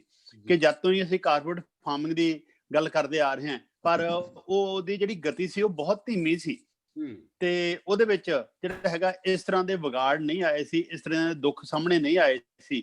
ਪਰ ਜਿਹੜੇ 3 ਕਾਨੂੰਨ ਹੁਣ ਬਣਾਏ ਗਏ ਨੇ, ਜਿੰਨੀ ਤੇਜ਼ੀ ਨਾਲ ਬਣਾਏ ਗਏ ਨੇ, ਉਹ ਹੈਰਾਨੀ ਵਾਲੀ ਗੱਲ ਹੈ। ਪਹਿਲੀ ਗੱਲ, ਇਹ ਸੂਬਿਆਂ ਦਾ ਇਸ਼ੂ ਸੀ, ਸਬਜੈਕਟ ਹੈ ਕਿ ਸੂਬਿਆਂ ਨੂੰ ਪੁੱਛਿਆ ਨਹੀਂ ਗਿਆ, ਦੇਸ਼ ਦੇ ਸੰਘੀ ਢਾਂਚੇ ਤੇ ਸੱਟ ਮਾਰੀ ਗਈ। ਦੂਜੀ ਗੱਲ ਜਿਹੜੀ ਹੈਗੀ, ਇਹ ਜਿਹੜੇ ਉਹ 'ਚ ਸਟੇਕ ਹੋਲਡਰ ਨੇ, ਕਿਸਾਨ ਨੇ, ਖੇਤ ਮਜ਼ਦੂਰ ਹੈ, ਪਿੰਡੂ ਛੋਟਾ ਕਾਰੀਗਰ ਹੈ, ਹੋਰ ਉਹਨਾਂ ਤੇ ਨਿਰਭਰ ਲੋਕ ਨੇ, ਇਹ ਉਹਨਾਂ ਦੀ ਜਥੇਬੰਦੀਆਂ ਦੀ ਕੋਈ ਰਾਏ ਨਹੀਂ ਲਈ ਗਈ, ਸੂਬਿਆਂ ਦੀ ਕੋਈ ਰਾਏ ਨਹੀਂ ਲਈ ਗਈ। ਤੇ ਇਹਦੇ ਨਾਲ ਤੇ ਇਹਨਾਂ ਕਾਨੂੰਨਾਂ ਨੂੰ ਬਣਾਉਣ ਮੌਕੇ ਇਹ ਕਿਸੇ ਕਿਸਮ ਦਾ ਸੰਵਾਦ ਵੀ ਨਹੀਂ ਚਾਹਿਆ ਗਿਆ, ਕਿ ਉਹਨੂੰ ਮਤਲਬ ਮੀਡੀਆ 'ਚ ਲਿਆ ਜਾਂਦਾ, ਬੁੱਧੀਜੀਵੀਆਂ ਨਾਲ ਗੱਲ ਕੀਤੀ ਜਾਂਦੀ। ਇਹ ਤਾਂ ਇਸ ਤਰ੍ਹਾਂ ਦੱਸਿਆ ਗਿਆ ਕਿ ਜਿਸ ਤਰ੍ਹਾਂ ਅਰਥੀ ਉੱਤੇ ਬੰਦੇ ਨੂੰ ਬੰਨ੍ਹ ਕੇ ਇਹ ਉਹਨੂੰ ਸਿਵਿਆਂ ਨੂੰ ਲਿਜਾ ਰਹੇ ਨੇ, ਤੇ ਸਿਵਿਆਂ ਨੂੰ ਲਿਜਾਣ ਲੱਗੇ ਉਹਨੂੰ ਇਹ ਕਿਹਾ ਜਾ ਰਿਹਾ ਹੈ ਕਿ ਤੇਰੇ ਭਲੇ ਲਈ ਤੈਨੂੰ ਸਿਵਿਆਂ ਨੂੰ ਲਿਜਾ ਰਿਹਾ, ਉਹ ਰੌਲਾ ਪਾਉਂਦਾ ਕਿ ਮੈਨੂੰ ਜਿਉਂਦੇ ਜਾਗਦੇ ਨੂੰ ਸਾੜਨ ਜਾ ਰਹੇ ਨੇ। ਤੇ ਜਦੋਂ ਕੋਈ ਕੋਲ ਲੰਘਿਆ ਜਾਂਦਾ, ਰਾਹੀ ਉਹਨੂੰ ਪੁੱਛਦਾ ਹੈ ਲੋਕਾਂ ਨੂੰ, ਵੀ ਤੁਸੀਂ ਇਹ ਕੀ ਕਰਦੇ ਹੋ? ਉਹ ਕਹਿੰਦੇ ਵੀ ਸਾਡੀ ਪੰਚਾਇਤ ਦੀ ਬਹੁਤ ਸੰਮਤੀ ਨੇ ਫੈਸਲਾ ਕਰ ਲਿਆ ਕਿ ਇਹ ਬੰਦਾ ਮਰਿਆ ਹੈ, ਸੋ ਇਹਨੂੰ ਅਸੀਂ ਸਾੜਨਾ ਹੈ, ਸਾਡਾ ਫੈਸਲਾ, ਤੂੰ ਤੁਰਦਾ ਲੱਗ। ਇਹ ਕੇਂਦਰ ਸਰਕਾਰ ਨੇ ਵੀ ਇਸ ਤਰ੍ਹਾਂ ਦਾ ਕੁਝ ਕੀਤਾ, ਬਹੁਤ ਸੰਮਤੀ ਵਾਲਾ। ਹਾਲਾਂਕਿ ਰਾਜ ਸਭਾ 'ਚ ਬਹੁਤ ਸੰਮਤੀ ਵੀ ਨਹੀਂ ਸੀ, ਉੱਥੇ ਧੱਕੇ ਦੀ ਬਹੁਤ ਸੰਮਤੀ ਦੇ ਲੋਕਤੰਤਰ ਦੀ ਜੜਾਂ ਕੱਟੀਆਂ। ਇਸ ਲਈ ਜਿਹੜੇ 3 ਕਾਨੂੰਨ ਬਣਾਏ ਗਏ, ਇਹ ਬਿਲਕੁਲ ਨਵੇਂ ਨਹੀਂ, ਇਹਦੀਆਂ ਸ਼ੁਰੂਆਤ ਜਿਹੜੀ ਇਹਦੇ ਬੀਜ ਤਾਂ 1991 ਤੋਂ ਬੀਜੇ ਹੋਏ ਨੇ, ਪਰ ਹੁਣ ਜਿਸ ਤਰ੍ਹਾਂ ਦਾ ਬਲਡੋਜ਼ਰ ਫੇਰਿਆ ਗਿਆ ਹੈ, ਉਹ ਬਹੁਤ ਵੱਡਾ ਹੈਗਾ। ਤੇ ਉਹਦੇ ਨਾਲ ਜਿਹੜਾ ਹੈਗਾ, ਇਹਨਾਂ ਨੂੰ ਕਾਲੇ ਕਾਨੂੰਨਾਂ ਦਾ ਵੀ ਨਾਂ ਦਿੱਤਾ ਗਿਆ। ਇਸੇ ਕਰਕੇ ਅੱਜ ਇਕੱਲਾ ਪੰਜਾਬ ਨਹੀਂ ਲੜ ਰਿਹਾ, ਇਹ ਪੰਜਾਬ ਦੇ ਨਾਲ 346 ਕਿਸਾਨ ਜਥੇਬੰਦੀਆਂ ਨੇ, 31 ਜਥੇਬੰਦੀਆਂ ਪੰਜਾਬ ਦੀਆਂ ਨੇ। ਇੱਕ ਤਾਂ ਉਹਨਾਂ ਚੋਂ ਭੱਜ ਗਈ ਜੀ ਲੱਗਦੀ ਸੀ, ਪਤਾ ਨਹੀਂ ਉਹ ਕਿੱਥੇ ਆ ਉਹਦੀ ਪੋਜੀਸ਼ਨ ਹੁਣ, ਹੈ ਨਾ। ਤੇ ਬਾਕੀ ਜਿਹੜੀਆਂ ਜਥੇਬੰਦੀਆਂ ਨੇ ਉਹ ਨਹੀਂ, 346 ਜਥੇਬੰਦੀਆਂ ਨੇ ਭਾਰਤ ਦੀਆਂ ਜਿਹੜੀਆਂ ਇਕੱਠੀਆਂ ਹੋਈਆਂ ਨੇ। ਇਸ ਲਈ ਇੱਧਰ ਨੂੰ ਜਿਹੜਾ ਸੰਘਰਸ਼ ਹੈ, ਇਹ ਠੀਕ ਪਾਸੇ ਵੱਲ ਨੂੰ ਚੱਲ ਰਿਹਾ। ਹਾਂ, ਲੋੜ ਹੈਗੀ ਕਿ ਇਹਨੂੰ ਲੋਕ ਸੰਘਰਸ਼ ਦਾ ਬਿਲਕੁਲ ਠੀਕ ਰੂਪ ਦੇ ਕੇ ਅੱਗੇ ਲਿਜਾਇਆ ਜਾਵੇ। ਜੀ ਹਮੀਰ ਸਿੰਘ ਜੀ, ਸੰਕਟ ਬਹੁਤ ਆਏ ਨੇ, ਉਹਨਾਂ ਸੰਕਟਾਂ ਦੇ ਵਿੱਚ ਅਲੱਗ-ਅਲੱਗ ਤਰੀਕੇ ਦੀਆਂ ਪਹਿਲ ਕਦਮੀਆਂ ਵੀ ਹੁੰਦੀਆਂ ਰਹੀਆਂ ਨੇ। ਇਸ ਪੰਜਾਬ ਦੇ ਵਿੱਚ ਇਸ ਸੰਕਟ ਦੇ ਦੌਰਾਨ ਇੱਕ ਨਵੀਂ ਪਹਿਲ ਕਦਮੀ ਗ੍ਰਾਮ ਸਭਾਵਾਂ ਦੇ ਮਤੇ ਪਾਉਣਾ ਸੀ, ਤੇ ਤੁਸੀਂ ਬਹੁਤ ਲੰਮੇ ਸਮੇਂ ਤੋਂ ਇਹਨਾਂ ਗ੍ਰਾਮ ਸਭਾਵਾਂ ਨੂੰ ਮਜ਼ਬੂਤ ਕਰਨ ਦਾ ਜਿਹੜਾ ਮੁੱਦਾ ਉਠਾਉਂਦੇ ਆ ਰਹੇ ਹੋ। ਤੁਹਾਨੂੰ ਕੀ ਲੱਗਦਾ ਹੈ ਕਿ ਗ੍ਰਾਮ ਸਭਾਵਾਂ ਦਾ ਕਿਸਾਨ ਸੰਘਰਸ਼ ਜਾਂ ਬਾਕੀ ਹੋਰ ਸੰਘਰਸ਼ਾਂ ਦੇ ਵਿੱਚ ਜਾਂ ਲੋਕਤੰਤਰ ਨੂੰ ਮਜ਼ਬੂਤ ਕਰਨ ਦੇ ਵਿੱਚ ਕਿੰਨਾ ਕੁ ਰੋਲ ਹੈ, ਤੇ ਇਸ ਸੰਘਰਸ਼ ਦੇ ਵਿੱਚ ਕਿਸਾਨ ਸਭਾਵਾਂ ਕੀ ਭੂਮਿਕਾ ਅਦਾ ਕਰ ਸਕਦੀਆਂ ਨੇ, ਗ੍ਰਾਮ ਸਭਾਵਾਂ ਕੀ ਭੂਮਿਕਾ ਅਦਾ ਕਰ ਸਕਦੀਆਂ ਨੇ? ਡਾਕਟਰ ਸਾਹਿਬ, ਮੈਂ ਪਹਿਲਾਂ ਥੋੜੀ ਜਿਹੀ ਗੱਲ ਡਾਕਟਰ ਗਿਆਨ ਸਿੰਘ ਹੋਣ ਵਾਲੀ ਗੱਲ 'ਚ ਜੋੜਨੀ ਚਾਹੂੰਗਾ।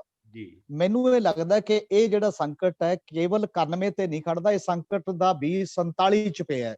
ਜੀ, ਸਟਾਰਟਿੰਗ ਉੱਥੋਂ ਤੋਂ ਹੀ ਹੈ।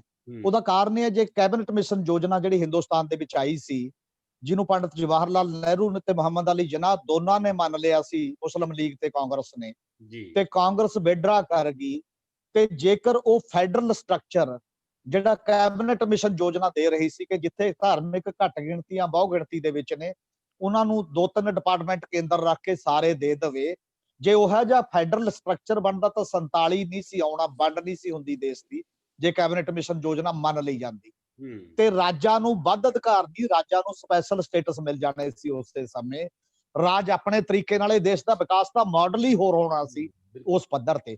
ਹਾਂ, 91 ਦੇ ਵਿੱਚ ਆ ਕੇ ਇੱਕ ਗੱਲ ਐਡੀਸ਼ਨ ਹੋਈ ਹੈ, ਉਹ ਇੰਨੀ ਐਡੀਸ਼ਨ ਹੋਈ ਹੈ ਕਿ ਜਿਹੜੇ ਕਾਰਪੋਰੇਟ ਘਰਾਣਿਆਂ ਦਾ ਕਾਰਪੋਰੇਟ ਅਪਰੋਚ ਦੀ ਐਗਰੀਕਲਚਰ ਪਾਲਿਸੀ ਆ ਰਹੀ ਹੈ, ਉਹ ਇਹਦੇ ਚ ਐਡੀਸ਼ਨ ਹੈ। ਜਿਹੜੀ ਫੈਡਰਲਿਜ਼ਮ ਦੀ ਐਡੀਸ਼ਨ ਹੈ ਇਹ 47 ਚ ਹੀ ਹੋ ਗਈ ਸੀ ਕਿ ਅਸੀਂ ਯੂਨਿਟਰੀ ਸਿਸਟਮ ਬਣਾਇਆ, ਬਹੁਤ ਘੱਟ ਅਧਿਕਾਰ ਦਿੱਤੇ ਸੰਵਿਧਾਨ ਦੇ ਵਿੱਚ। ਦੂਜੀ ਗੱਲ ਜਿਹੜੀ ਗ੍ਰਾਮ ਸਭਾਵਾਂ ਵਾਲਾ ਸਵਾਲ, ਗ੍ਰਾਮ ਸਭਾਵਾਂ ਵਾਲੇ ਸਵਾਲ ਦੇ ਵਿੱਚ ਮੈਨੂੰ ਇਹ ਲੱਗ ਰਿਹਾ ਕਿ ਅਸੀਂ ਅਸਲ ਚ ਗ੍ਰਾਸ ਰੂਟ ਲੈਵਲ ਦੀ ਡੈਮੋਕ੍ਰੇਸੀ ਨੂੰ ਅੰਡਰਸਟੈਂਡ ਨਹੀਂ ਕੀਤਾ। ਕਿਉਂਕਿ ਇੱਕ ਗੱਲ ਹੁਣ ਦੌਰ ਚ, ਜੇ ਆ ਪਹਿਲਾ ਸੰਘਰਸ਼ ਹੈ, ਮੈਂ ਨਾਰਮਲੀ ਇਹ ਕਹਿੰਦਾ ਕਿ ਹਰ ਸੰਘਰਸ਼ ਦੀ ਇੱਕ ਸਿਆਸਤ ਹੁੰਦੀ ਜੀ। ਜੇ ਮੈਂ ਮਿਸਾਲ ਦੇਵਾਂ ਕਿ 60ਵਿਆਂ ਦੇ ਵਿੱਚ ਨਕਸਲਬਾੜੀ ਨਾਂ ਦਾ ਛੋਟਾ ਜਿਹਾ ਇਲਾਕਾ, ਇੱਕ ਰੂਲਿੰਗ ਪਾਰਟੀ ਦਾ ਕੇਵਲ ਜ਼ਿਲ੍ਹੇ ਲੈਵਲ ਦਾ ਇੱਕ ਆਗੂ ਬਗਾਵਤ ਕਰਦਾ ਹੈ, ਬਗਾਵਤ ਕਰਕੇ ਕਿਸਾਨੀ ਸੰਘਰਸ਼ ਨੂੰ ਸ਼ੁਰੂ ਕਰਦਾ ਹੈ। ਉਹਦਾ ਨਾਂ ਚਾਰੂ ਮੌਜਮਦਾਰ, ਪੰਜਾਬੀ ਬੜੇ ਭਲੀ ਭਾਂਤ ਜਾਣਦੇ ਨੇ, ਪੰਜਾਬੀ ਵੀ ਜੀ। ਤੇ ਉਹ ਹਥਿਆਰਬੰਦ ਸੰਘਰਸ਼ ਦਾ ਸੱਦਾ ਦਿੰਦਾ ਹੈ ਤੇ ਉਸ ਹਥਿਆਰਬੰਦ ਸੰਘਰਸ਼ ਦੇ ਸੱਦੇ ਨੂੰ ਪੰਜਾਬ ਤੋਂ ਲੈ ਕੇ ਕੰਨਿਆ ਕੁਮਾਰੀ ਤੱਕ ਬਹੁਤ ਵੱਡਾ ਲੋਟ ਅਪਣਾਉਂਦਾ ਹੈ ਤੇ ਉਹ ਲੋਟ ਨੇ ਅਪਣਾਇਆ ਉਹਨੂੰ। ਤੇ ਅੱਜ ਵੀ ਅਸੀਂ ਸਟ੍ਰੀਮ 'ਚ ਦੇਖ ਰਹੇ ਹਾਂ ਉਹ ਸਾਰੀਆਂ ਦੀਆਂ ਸਾਰੀਆਂ ਚੀਜ਼ਾਂ ਜਿਸ ਲਿਹਾਜ਼ ਦੇ ਨਾਲ ਹੋ ਰਹੀਆਂ ਨੇ। ਉਹਨੇ ਇੰਨਾ ਲਿਟਰੇਚਰ ਪੈਦਾ ਕੀਤਾ, ਇੰਨੇ ਕਾਲਜਾਂ ਔਰ ਯੂਨੀਵਰਸਿਟੀਆਂ ਦੇ ਵਿੱਚੋਂ ਇੰਨੇ ਬੰਦੇ ਬੌਧਿਕ ਤੌਰ ਤੇ ਕੱਢੇ, ਸਾਡੇ ਸਭ ਸਾਹਮਣੇ। ਅੱਜ ਦੇ ਸੰਘਰਸ਼ ਦੀ ਸਿਆਸਤ ਕੀ ਹੈ? ਅੱਜ ਹਰ ਆਰਗੇਨਾਈਜੇਸ਼ਨ ਇਹ ਕਹਿ ਰਹੀ ਹੈ ਕਿ ਅਸੀਂ ਪੀਸਫੁਲ ਸੰਘਰਸ਼ ਕਰਨਾ, ਸ਼ਾਂਤਮਈ ਕਰਨਾ, ਚਾਹੇ ਉਸ ਅਪਰੋਚ ਦੀਆਂ ਵੀ ਜਥੇਬੰਦੀਆਂ ਨੇ, ਚਾਹੇ ਦੂਸਰੀ ਅਪਰੋਚ ਦੀਆਂ ਜਥੇਬੰਦੀਆਂ ਨੇ। ਇਹਦਾ ਮਤਲਬ ਇੱਕ ਗੱਲ ਸਾਂਝੀ ਮੰਨ ਲਈ ਗਈ ਹੈ ਕਿ ਅੱਜ ਦੇ ਦੌਰ ਦੇ ਸਟਰਗਲ ਦਾ ਨਾਂ ਜਿਹੜਾ ਹੋਏਗਾ ਉਹ ਜਮਹੂਰੀ ਹੋਏਗਾ ਤੇ ਅਮਨ ਪਸੰਦ ਹੋਏਗਾ। ਉਹਦੇ ਵਿੱਚ ਗ੍ਰਾਮ ਸਭਾ ਦਾ ਮਹੱਤਵ ਬਹੁਤ ਜ਼ਿਆਦਾ ਵੱਧ ਜਾਂਦਾ ਹੈ। ਜਦੋਂ ਤੁਸੀਂ ਡੈਮੋਕ੍ਰੈਟਿਕ ਅਪਰੋਚ ਲੈਂਦੇ ਹੋ ਤਾਂ ਡੈਮੋਕ੍ਰੈਟਿਕ ਅਪਰੋਚ ਦੇ ਵਿੱਚ ਕਾਨੂੰਨੀ ਤੌਰ ਤੇ ਮਿਲੇ ਹਰ ਹੱਕ ਦੀ ਜਾਣਕਾਰੀ ਹੋਣਾ, ਉਹਨੂੰ ਐਕਸਰਸਾਈਜ਼ ਕਰਨ ਲੱਗਣਾ ਤੇ ਫਿਰ ਨਵੀਆਂ ਗੱਲਾਂ ਤੇ ਨਵਾਂ ਅੰਦੋਲਨ ਛੇੜਨਾ। ਗ੍ਰਾਮ ਸਭਾ ਇਸ ਲੈਵਲ ਦੀ ਬਾਡੀ ਹੈ, ਮੈਂ ਕਹਿੰਦਾ ਪਿੰਡ ਦੀ ਪਾਰਲੀਮੈਂਟ ਹੈ। ਗ੍ਰਾਮ ਸਭਾ ਦੇ ਸਾਡੇ ਪੰਜਾਬ ਦੇ ਵਿੱਚ ਅਸਲ ਦੇ ਵਿੱਚ ਲੋਕਾਂ ਨੇ ਇਹਦੇ ਤੇ ਬਹੁਤ ਜ਼ਿਆਦਾ ਸੋਚਿਆ ਨਹੀਂ ਹੈ ਤੇ ਜੇ ਸੋਚਦੇ ਹੁੰਦੇ ਤਾਂ ਗ੍ਰਾਮ ਸਭਾ ਦੇ ਵਿੱਚ ਪਾਏ ਮਤਿਆਂ ਦੀ ਮਹੱਤਵ ਪਤਾ ਹੁੰਦਾ। ਸਾਨੂੰ ਉੜੀਸਾ ਤੋਂ ਲੈ ਲੈਣਾ ਚਾਹੀਦਾ ਹੈ।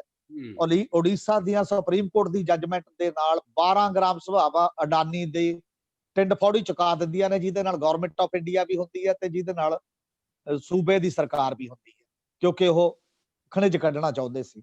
ਪੰਜਾਬ 'ਚ ਅਜੇ ਮੁੱਢਲੇ ਦੌਰ 'ਚ ਹੈ ਕਿ ਲੋਕਾਂ ਨੂੰ ਅਜੇ ਜਾਗਰੂਕਤਾ ਆਏ। ਪਹਿਲੀ ਵਾਰ ਹੈ ਕਿ 31 ਜਥੇਬੰਦੀਆਂ ਨੇ ਵੀ ਇਹ ਕਿਹਾ ਕਿ ਮਤੇ ਪਵਾਓ। ਆਮ ਆਦਮੀ ਪਾਰਟੀ ਵੀ ਲੱਗੀ ਹੈ ਕਿ ਮਤੇ ਪਵਾਓ ਗ੍ਰਾਮ ਸਭਾਵਾਂ ਦੇ।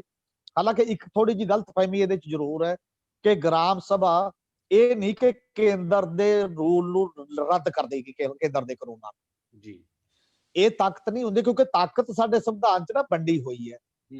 ਜਿਹੜਾ ਕਾਨੂੰਨ ਬਣਾਉਣ ਦਾ ਹੱਕ ਜਾਂ ਪਾਰਲੀਮੈਂਟ ਦੇ ਕੋਲ ਹੈ ਤੇ ਜਾਂ ਵਿਧਾਨ ਸਭਾਵਾਂ ਦੇ ਕੋਲ।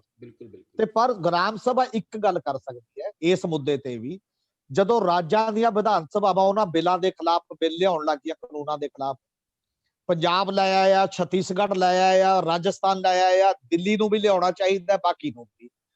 ਡੈਮੋਕ੍ਰੈਟਿਕ ਸਿਸਟਮ ਦੇ ਵਿੱਚ ਰਾਜ ਆਪਣਾ ਕਾਨੂੰਨ ਬਣਾ ਰਹੇ ਨੇ ਤੇ ਸਾਡੇ ਮੈਂਬਰ ਪਾਰਲੀਮੈਂਟ ਜਾ ਕੇ ਪਾਰਲੀਮੈਂਟ 'ਚ ਕਹਿ ਰਹੇ ਨੇ ਗਲਤ ਹੈ ਤੇ ਪਿੰਡਾਂ ਦੀਆਂ ਸੰਵਿਧਾਨਕ ਸੰਸਥਾਵਾਂ ਗ੍ਰਾਮ ਸਭਾਵਾਂ ਮਤੇ ਪਾ ਰਹੀਆਂ ਨੇ ਕਿ ਗਲਤ ਹੈ।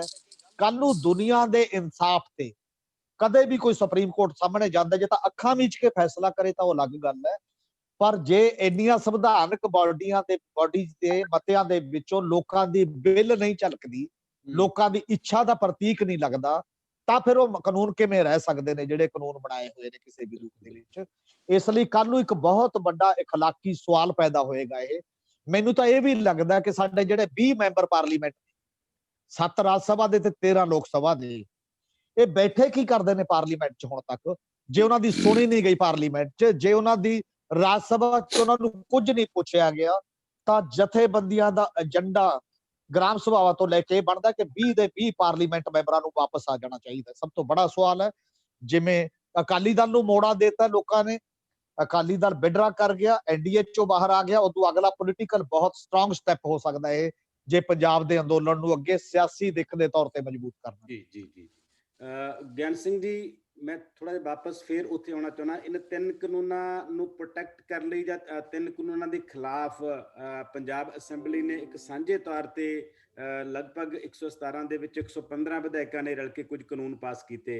ਤੁਹਾਨੂੰ ਕੀ ਲੱਗਦਾ ਹੈ ਕਿ ਉਹ ਕਾਨੂੰਨ ਮਜਬੂਰੀ ਚੋਂ ਪੈਦਾ ਹੋਏ ਨੇ ਕਿ ਕਿਉਂਕਿ ਜਿਹੜੀਆਂ ਸਟੇਟ ਪਾਰਟੀਆਂ ਨੇ ਉਹਨਾਂ ਨੇ ਆਪਣਾ ਅਕਸ ਬਚਾਉਣਾ ਹੈ ਤੇ ਸਾਰਾ ਜਿਹੜਾ ਮਰਿਆ ਸੱਪ ਲਾ ਕੇ ਕੇਂਦਰ ਦੇ ਗੱਲ ਦੇ ਵਿੱਚ ਪਾਉਣਾ ਹੈ, ਜਾਂ ਤੁਹਾਨੂੰ ਲੱਗਦਾ ਹੈ ਕਿ ਉਹ ਕਾਨੂੰਨ ਕੋਈ ਵੱਡੀ ਤਾਕਤ ਬਣਨਗੇ ਭਵਿੱਖ ਦੇ ਵਿੱਚ ਇਸ ਮਸਲੇ ਨੂੰ ਹੱਲ ਕਰਨ ਦੇ ਵਿੱਚ? ਜਿਹੜੇ 3 ਨਵੇਂ ਬਿੱਲ ਪਾਸ ਕੀਤੇ ਨੇ ਪੰਜਾਬ ਵਿਧਾਨ ਸਭਾ ਨੇ ਜੀ, ਤੇ ਉਹਦੇ ਵਿੱਚ ਦੋਨੇ ਗੱਲਾਂ ਨੇ। ਪਹਿਲੀ ਗੱਲ ਤਾਂ ਸਾਡੀ ਰਾਜਸੀ ਪਾਰਟੀਆਂ ਜਦੋਂ ਹਾਕਮ ਬਣਦੀਆਂ ਨੇ, ਦਾਅਵੇ ਵਾਅਦੇ ਤੇ ਨਵੇਂ ਵਾਅਦੇ ਕਰਕੇ ਉਹਦਾ ਡੰਗ ਚਲਾਉਂਦੀਆਂ ਆਉਂਦੀਆਂ ਨੇ, ਪਰ ਇਹ ਸੰਘਰਸ਼ ਨੇ ਉਹਨਾਂ ਨੂੰ ਸਭ ਦੇ ਸਾਹਮਣੇ ਨੰਗਾ ਕਰਤਾ ਕਿ ਡਿਲੀਵਰੀ ਕਰਨੀ ਪੈਣੀ ਹੈ, ਇਹ ਲੋਕਾਂ ਨੂੰ ਕੁਝ ਦੇਣਾ ਪੈਣਾ ਹੈ, ਇਹਦੇ ਨਾਲ ਗੱਲ ਨਹੀਂ ਬਣਨੀ ਹੈਗੀ।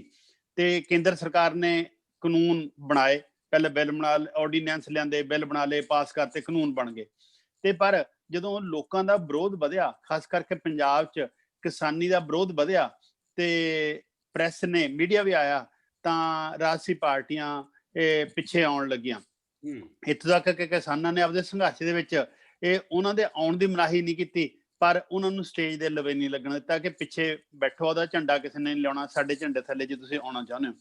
ਤੇ ਉਹ ਦਬਾਅ ਨਾ ਚੱਲਦੇ ਹੋਏ ਜਿਹੜੇ ਹੈਗੇ ਉਸ ਗੱਲ ਨੂੰ ਠੀਕ ਰੱਖਣ ਲਈ ਰਾਜਸੀ ਗਿਣਤੀ ਮਿਣਤੀਆਂ ਕਿ ਵੋਟਾਂ ਕਿੱਥੇ ਪੈਣਗੀਆਂ, ਕਿੱਧਰੋਂ ਹੋਊਗਾ, ਵੋਟ ਬੈਂਕ ਕਿੱਧਰ ਹੈ, ਇਹ ਦਬਾਅ ਵਧਿਆ। ਇਸ ਕਰਕੇ ਜਿਹੜਾ ਹੈਗਾ ਹਾਕਮ ਧਿਰ ਜਿਹੜੀ ਹੁਣ ਕਾਂਗਰਸ ਪਾਰਟੀ ਆ ਉਹਨੇ, ਤੇ ਦੂਜੀਆਂ ਧਿਰਾਂ ਜਿਹੜੀਆਂ ਖਾਸ ਕਰਕੇ ਸ਼੍ਰੋਮਣੀ ਅਕਾਲੀ ਦਲ ਜਿਹੜਾ ਉਹਨਾਂ ਕੇਂਦਰ ਦੇ ਬਿੱਲਾਂ ਦੀ, ਆਰਡੀਨੈਂਸ ਦੀ ਮਤਲਬ ਸਿਫਤ ਕਰਦਾ ਨਹੀਂ ਸੀ ਥੱਕਦਾ, ਉਹਨਾਂ ਨੇ ਵੀ ਆਪਦਾ ਮੂੜਾ ਕੱਟਿਆ ਕਿ ਉੱਥੋਂ ਵਾਪਸ ਵੀ ਆਏ ਪਾਰਲੀਮੈਂਟ ਦੇ ਵਿੱਚ, ਤੇ ਨਾਲ ਨਾਲ ਜਿਹੜਾ ਹੈਗਾ ਐਨਡੀਏ ਤੋਂ ਵੀ ਬਾਹਰ ਆਏ। ਇਸ ਕਰਕੇ ਜਿਹੜਾ ਸਾਰਾ ਹੈਗਾ ਇਹ ਦਬਾਅ ਲੋਕਾਂ ਦਾ ਹੈਗਾ, ਦਬਾਅ ਦੇ ਵਿੱਚ ਰਾਜਸੀ ਗਿਣਤੀ ਮਿਣਤੀਆਂ ਵੀ ਨੇ, ਪਰ ਇਹਦੇ ਨਾਲ ਜਿਹੜਾ ਫਾਇਦਾ ਹੋਇਆ, ਫਾਇਦਾ ਇਹ ਹੈ ਕਿ ਪੰਜਾਬ ਨੇ ਪੂਰੇ 115 ਐਮਐਲਏ ਨੇ, 2 ਬੀਜੇਪੀ ਦੇ ਛੱਡ ਕੇ ਜਿਹੜਾ ਹੈਗਾ ਸਰਬਸੰਮਤੀ ਨਾਲ ਸੰਘੀ ਢਾਂਚੇ ਨੂੰ ਬਚਾਉਣ ਲਈ ਪਹਿਲਾ ਕਦਮ ਪੁੱਟਿਆ।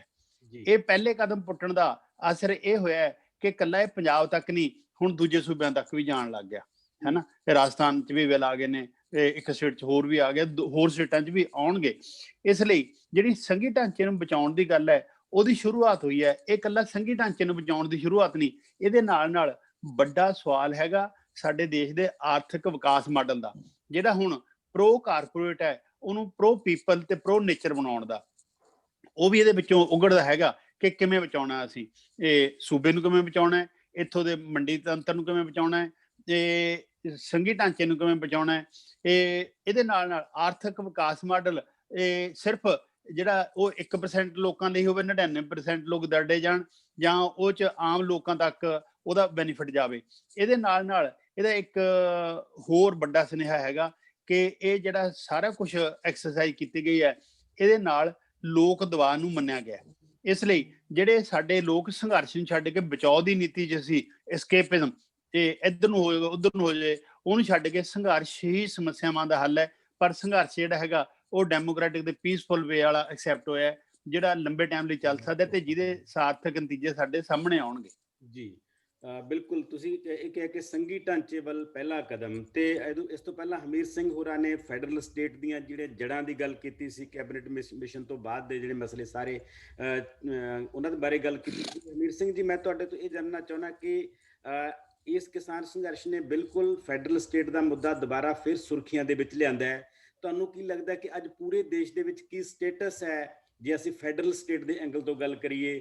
ਕੀ ਖਤਰੇ ਵਧੇ ਨੇ ਫੈਡਰਲ ਸਟੇਟ ਨੂੰ, ਜਾਂ ਅਸੀਂ ਮਜ਼ਬੂਤੀ ਵਾਲੇ ਪਾਸੇ ਜਾ ਰਹੇ ਹਾਂ? ਕੀ ਚੁਣੌਤੀਆਂ ਨੇ ਇਸ ਫੈਡਰਲਿਜ਼ਮ ਨੂੰ ਹਿੰਦੁਸਤਾਨ ਦੇ ਵਿੱਚ? ਫੈਡਰਲਿਜ਼ਮ ਨੂੰ ਕ੍ਰਾਈਸਿਸ ਪਹਿਲਾਂ ਨਾਲੋਂ ਜ਼ਿਆਦਾ ਵਧਿਆ ਜੀ। ਪਹਿਲਾਂ ਵੀ ਸੀਗਾ ਲਗਾਤਾਰ, ਪਹਿਲਾਂ ਵੀ ਕੋਈ ਬਹੁਤ ਜ਼ਿਆਦਾ ਫੈਡਰਲਿਜ਼ਮ ਨਹੀਂ, ਯੂਨਿਟਰੀ ਸਿਸਟਮ ਹੈ ਸਾਡੇ, ਸਟੇਟਾਂ ਨੂੰ ਕੁਝ ਹੱਕ ਸੀਗੇ, ਪਰ ਜਿਹੜਾ ਫੈਡਰਲਿਜ਼ਮ ਦਾ ਸਟਰਕਚਰ ਹੁੰਦਾ ਹੈ ਉਹ ਯੂਨੀਅਨ ਆਫ ਸਟੇਟ ਦੇ ਰੂਪ ਦੇ ਵਿੱਚ ਹੁੰਦਾ ਕਿ ਸਾਰੀਆਂ ਬਚੀਆਂ ਤਾਕਤਾਂ ਰਾਜਾਂ ਕੋਲ ਹੁੰਦੀਆਂ ਨੇ। ਸਟੇਟਾਂ ਨੂੰ ਇੰਡੀਪੈਂਡੈਂਟ ਹੋਣ ਤੱਕ ਦੇ ਹੱਕ ਨੇ ਬਹੁਤ ਸਟੇਟਾਂ ਦੇ ਵਿੱਚ। ਅਮਰੀਕਾ ਤਾਂ ਬਣੇ ਹੀ 50 ਸਟੇਟਾਂ ਨੂੰ ਜੋੜ ਕੇ, ਉਦੋਂ ਬਾਅਦ ਉਹਨਾਂ ਨੇ ਕਿਹਾ ਸਾਡਾ ਸਾਂਝਾ ਦੇਸ਼ ਹੈ, ਜਾਂ ਕੈਨੇਡਾ, ਉਹ ਅਲੱਗ ਸਵਾਲ ਨੇ। ਪਰ ਹੁਣ ਪਹਿਲਾਂ ਨਾਲੋਂ ਜ਼ਿਆਦਾ ਵਧਿਆ ਜਦੋਂ ਦੀ ਖਾਸ ਤੌਰ ਤੇ ਮੋਦੀ ਸਰਕਾਰ ਆਈ ਹੈ।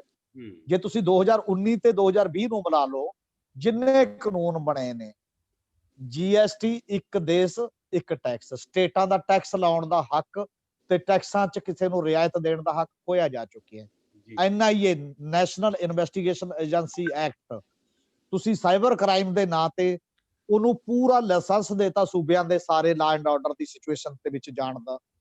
UAPA ਤੁਸੀਂ ਹਰ ਬੰਦੇ ਤੇ ਦੇਸ਼ ਧਰੋਹ ਲਾ ਦਿੰਦੇ ਹੋ, ਤੇ ਤੁਸੀਂ ਕਿਸੇ ਕੁੜੀ ਨਾਲ ਬਲਾਤਕਾਰ ਹੁੰਦਾ ਉਹਦੇ ਤੇ ਪੱਤਰਕਾਰ ਸਟੋਰੀ ਕਰਦਾ ਜਾਂ ਬਾਕੀ ਲੋਕ ਜਾਂਦੇ ਨੇ, 21 ਬੰਦਿਆਂ ਤੇ ਦੇਸ਼ ਧਰੋਹ ਕਰ ਦਿੰਦੇ ਹੋ ਤੁਸੀਂ, ਕਿ ਲੋਕ ਇਹ ਕਹਿ ਰਹੇ ਨੇ। ਔਰ ਇਸੇ ਤਰ੍ਹਾਂ ਜਿੰਨੇ ਕਿਰਤ ਕਾਨੂੰਨਾਂ 'ਚ ਸੋਧ ਹੋਈ ਹੈ, ਤੇ ਜਿਹੜੇ ਤਿੰਨੇ ਖੇਤੀਬਾੜੀ ਨਾਲ ਸੰਬੰਧਿਤ ਕਾਨੂੰਨ ਨੇ, ਤੇ ਜਿਹੜਾ ਬਿਜਲੀ ਸੋਧ ਕਾਨੂੰਨ ਹੈ ਜਿਹੜਾ ਸਭ ਤੋਂ ਜ਼ਿਆਦਾ ਖਤਮ, ਉਹ ਸਟੇਟਾਂ ਦਾ ਸਾਰਾ ਕੁਝ ਹੀ ਖੋ ਰਿਹਾ ਹੈ।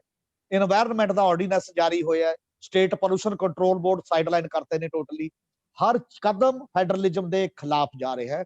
ਪਰ ਇਹਦੇ 'ਚ ਚੰਗਾ ਇੰਨਾ ਹੀ ਹੈ ਕਿ ਲੋਕਾਂ ਨੂੰ ਅਹਿਸਾਸ ਹੋਣ ਲੱਗਿਆ ਕਿ ਫੈਡਰਲਿਜ਼ਮ ਦੀ ਲੜਾਈ ਲੜਨੀ ਪੈਣੀ ਜੀ। ਜੇ ਇਹ ਪਹਿਲਾਂ ਹੀ ਹੋ ਜਾਂਦਾ, ਜਦੋਂ 5 ਅਗਸਤ 2019 ਨੂੰ ਜੰਮੂ ਕਸ਼ਮੀਰ ਇੱਕ ਸਪੈਸ਼ਲ ਸਟੇਟਸ ਵਾਲੀ ਸਟੇਟ, ਧਾਰਾ 370 ਖਤਮ ਕਰਕੇ 2 ਕੇਂਦਰ ਸ਼ਾਸਿਤ ਪ੍ਰਦੇਸ਼ਾਂ 'ਚ ਬਦਲਤੀ, ਉਦੋਂ ਸਾਡੀਆਂ ਸਿਆਸੀ ਪਾਰਟੀਆਂ ਨੇ ਵੀ ਪੰਜਾਬ 'ਚ ਵੀ ਜਿਹੜੀਆਂ ਹੈਗੀਆਂ, ਆਮ ਆਦਮੀ ਪਾਰਟੀ ਨੇ ਉਹਦੇ ਹੱਕ 'ਚ ਵੋਟ ਪਾਈ, ਅਕਾਲੀ ਦਲ ਨੇ ਉਹਦੇ ਹੱਕ 'ਚ ਵੋਟ ਪਾਈ, ਕਾਂਗਰਸੀ ਉਹਦੇ ਨਾਲ ਕਿਸੇ ਨਾ ਕਿਸੇ ਰੂਪ ਦੇ ਵਿੱਚ ਖੜ ਗਏ।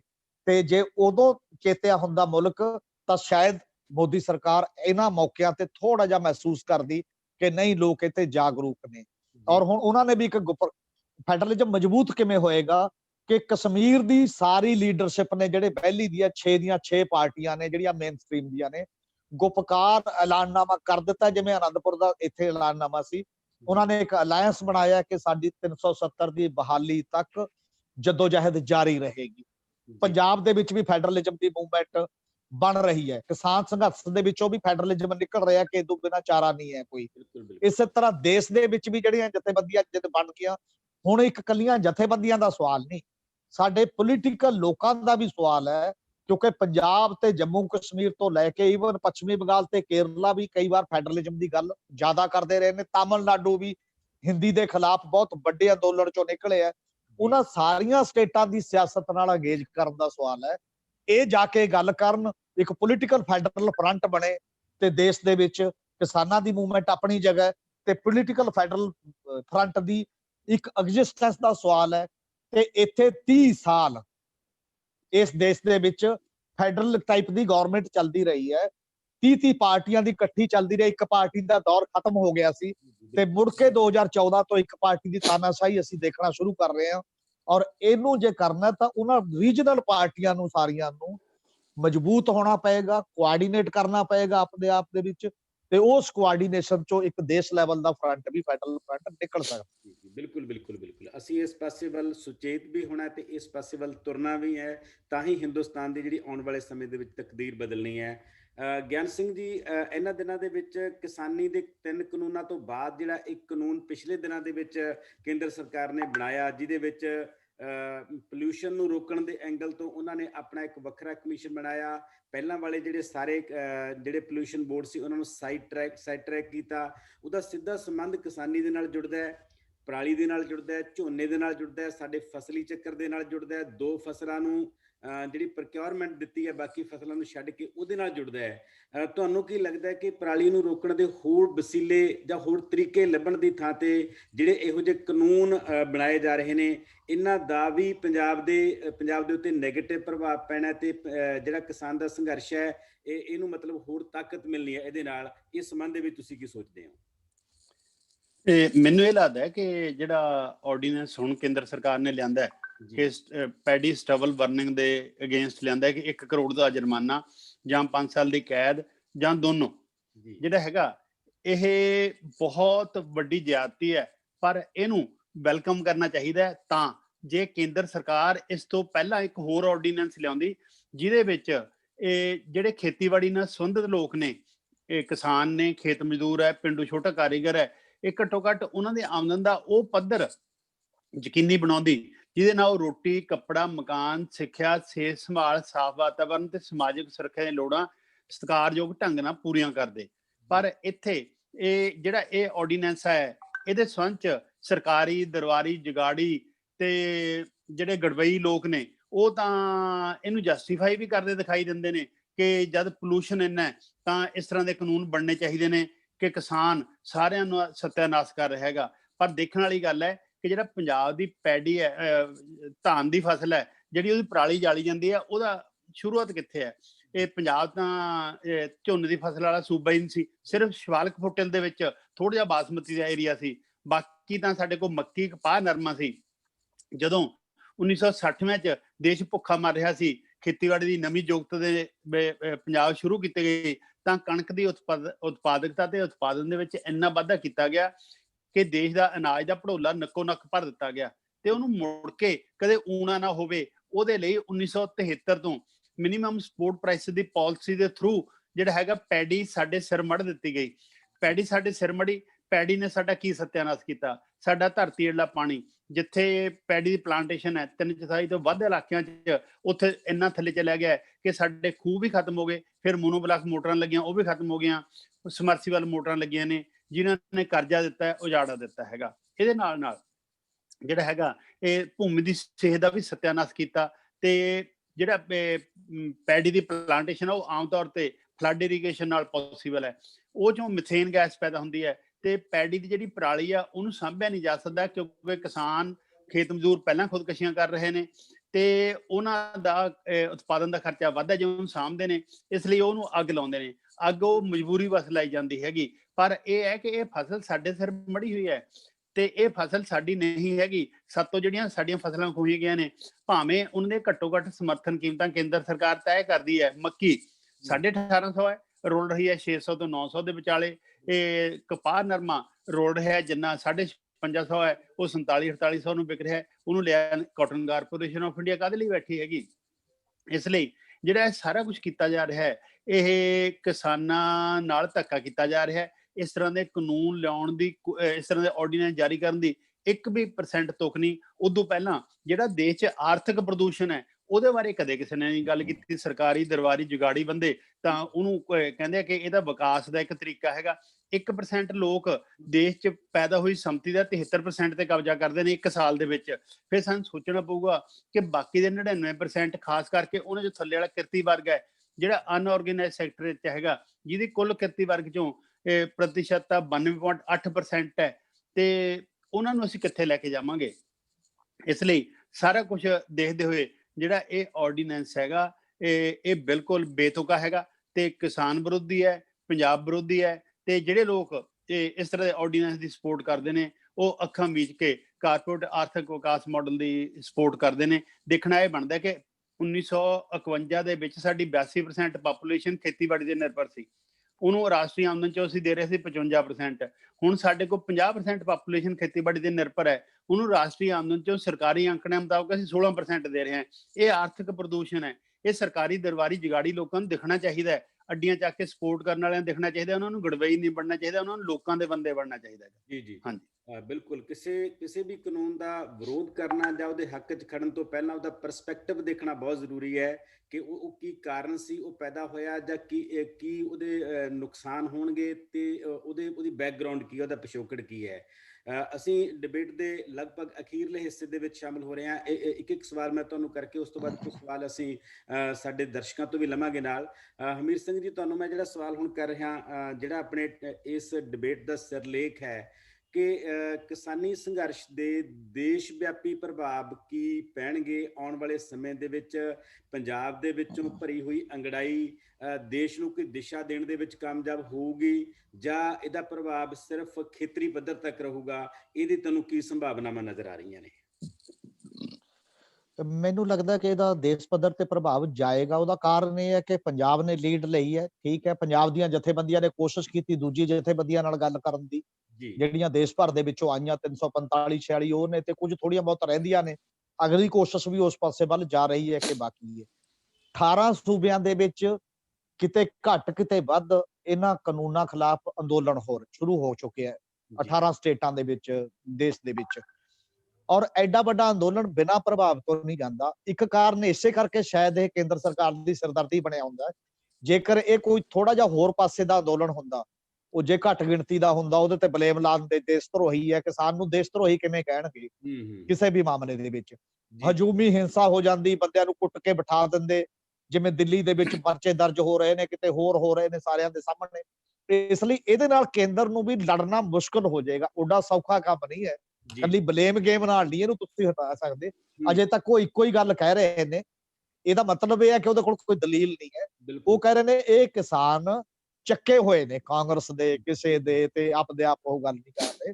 ਹਾਲਾਂਕਿ ਵੈਸੇ ਤਾਂ ਇਹ ਵੀ ਕਿਸਾਨ ਦੀ ਤੋਹੀਨ ਹੈ ਕਿ ਉਹਨੂੰ ਆਪਣਾ ਆਪ ਸਮਝ ਨਹੀਂ ਹੈ, ਕਿਸੇ ਦੇ ਉਂਗਲ ਲਾਏ ਤੇ ਉਹ ਕੰਮ ਕਰ ਰਹੇ ਨੇ। ਪਰ ਸਵਾਲ ਇਹ ਹੈ, ਤੁਸੀਂ ਦੇਖੋ ਕਿ ਉਹ ਅੰਦੋਲਨ ਦਾ ਅਸਰ ਬੀਜੇਪੀ ਦਾ ਆਰਐਸਐਸ ਨਾਲ ਜੁੜਿਆ ਭਾਰਤੀ ਕਿਸਾਨ ਸੰਘ ਹੈ। ਭਾਰਤੀ ਕਿਸਾਨ ਸੰਘ ਦੇ ਜਨਰਲ ਸੈਕਟਰੀ ਬਦਰੀ ਨਾਰਾਇਣ ਚੌਧਰੀ ਦੇ ਦਸਖਤਾਂ ਹੇਠ ਪ੍ਰਧਾਨ ਮੰਤਰੀ ਨੂੰ ਚਿੱਠੀ ਲਿਖੀ ਗਈ ਹੈ।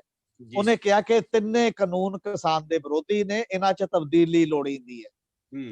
ਇੱਕ ਵੀ ਦੇਸ਼ ਦੇ ਕਿਸਾਨ ਸੰਗਠਨਾਂ ਚੋਂ 5 ਬੰਦਿਆਂ ਦਾ ਕੋਈ ਜਥੇਬੰਦੀ ਵੀ ਸਰਕਾਰ ਨਾਲ ਨਹੀਂ ਖੜੀ ਕਰ ਸਕੀ ਆਪਦੇ ਕਿਸਾਨ ਸੰਘ ਚੋਂ।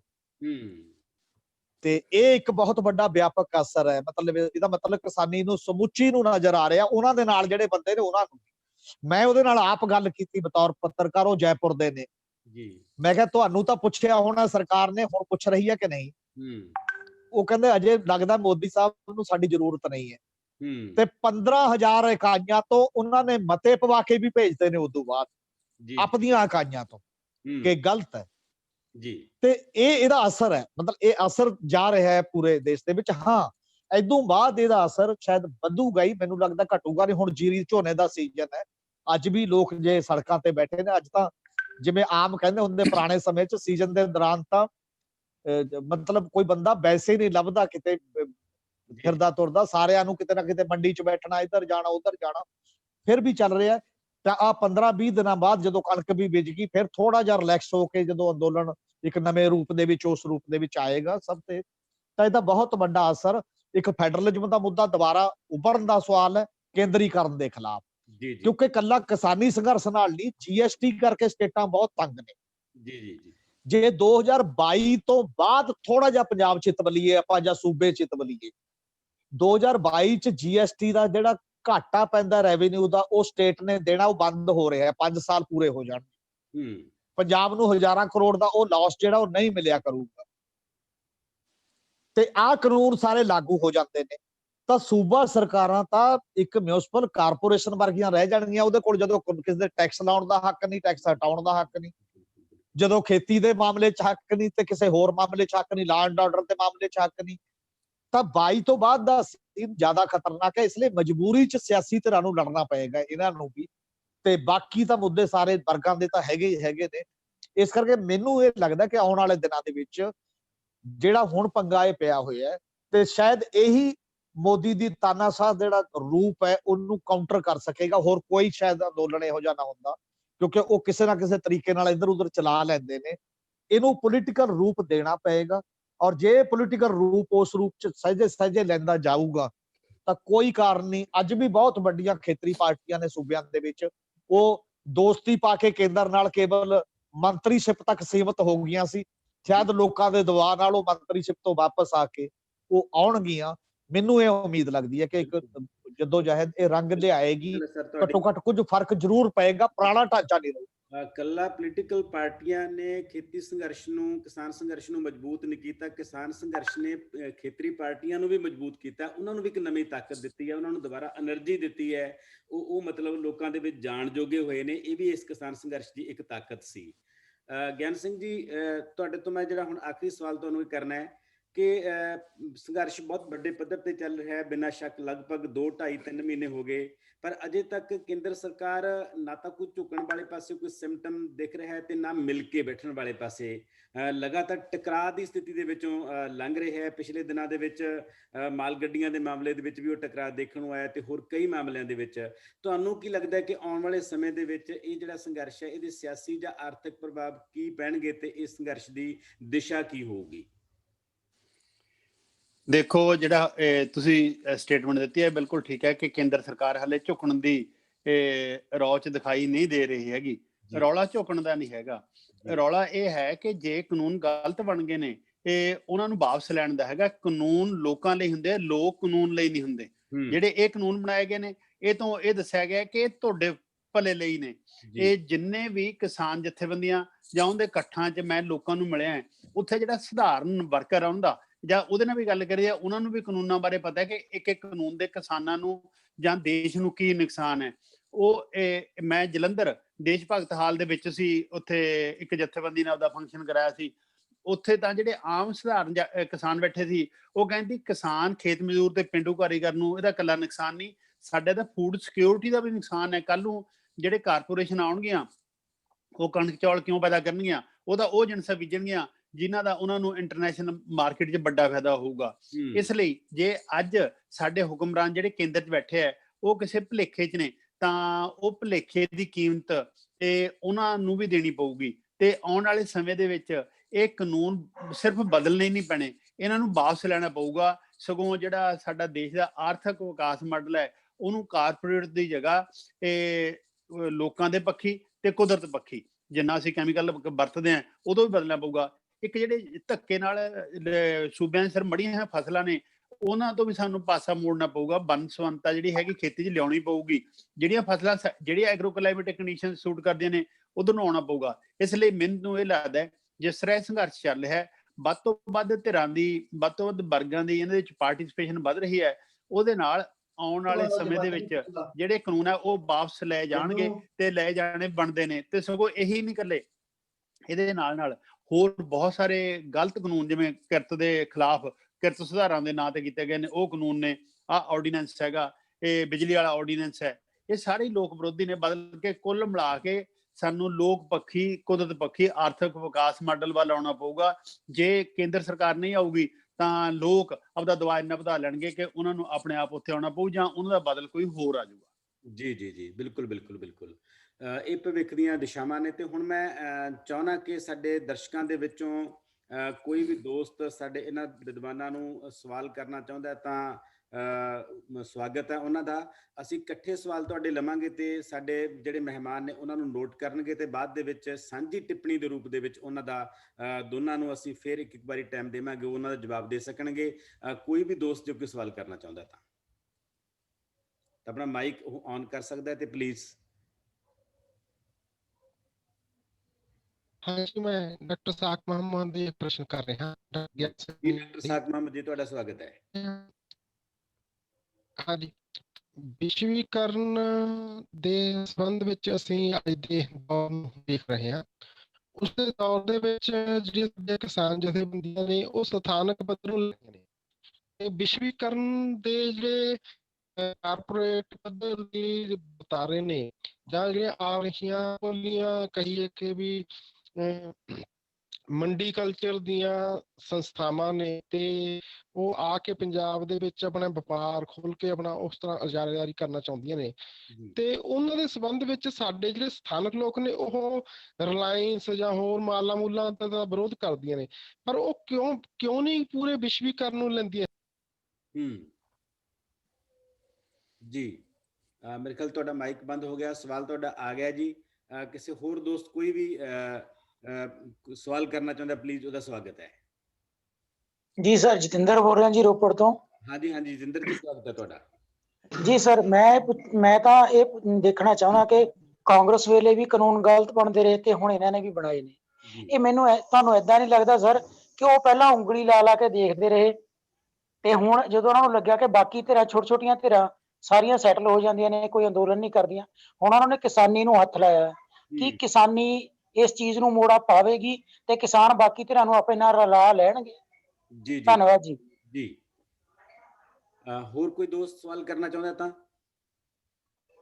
ਹਾਂਜੀ ਸਰ, ਸਤਿ ਸ਼੍ਰੀ ਅਕਾਲ, ਮੈਂ ਅੰਮ੍ਰਿਤਪਾਲ ਸਿੰਘ। ਹਾਂਜੀ ਅੰਮ੍ਰਿਤ, ਸਵਾਗਤ ਹੈ ਤੁਹਾਡਾ। ਹਾਂਜੀ ਸਰ, ਜਿਸ ਤਰ੍ਹਾਂ ਸਰ ਦੱਸਿਆ ਕਿ ਪੂਰੇ ਦਾ ਪੂਰਾ ਜਿਹੜਾ ਫੈਡਰਲਿਜ਼ਮ ਹੈਗਾ, ਆਪਣਾ ਸੰਘੀ ਢਾਂਚਾ ਹੈਗਾ, ਇਹਨੂੰ ਪੂਰਾ ਖਤਰਾ ਹੈ ਆਉਣ ਵਾਲੇ ਦਿਨਾਂ ਦੇ ਵਿੱਚ।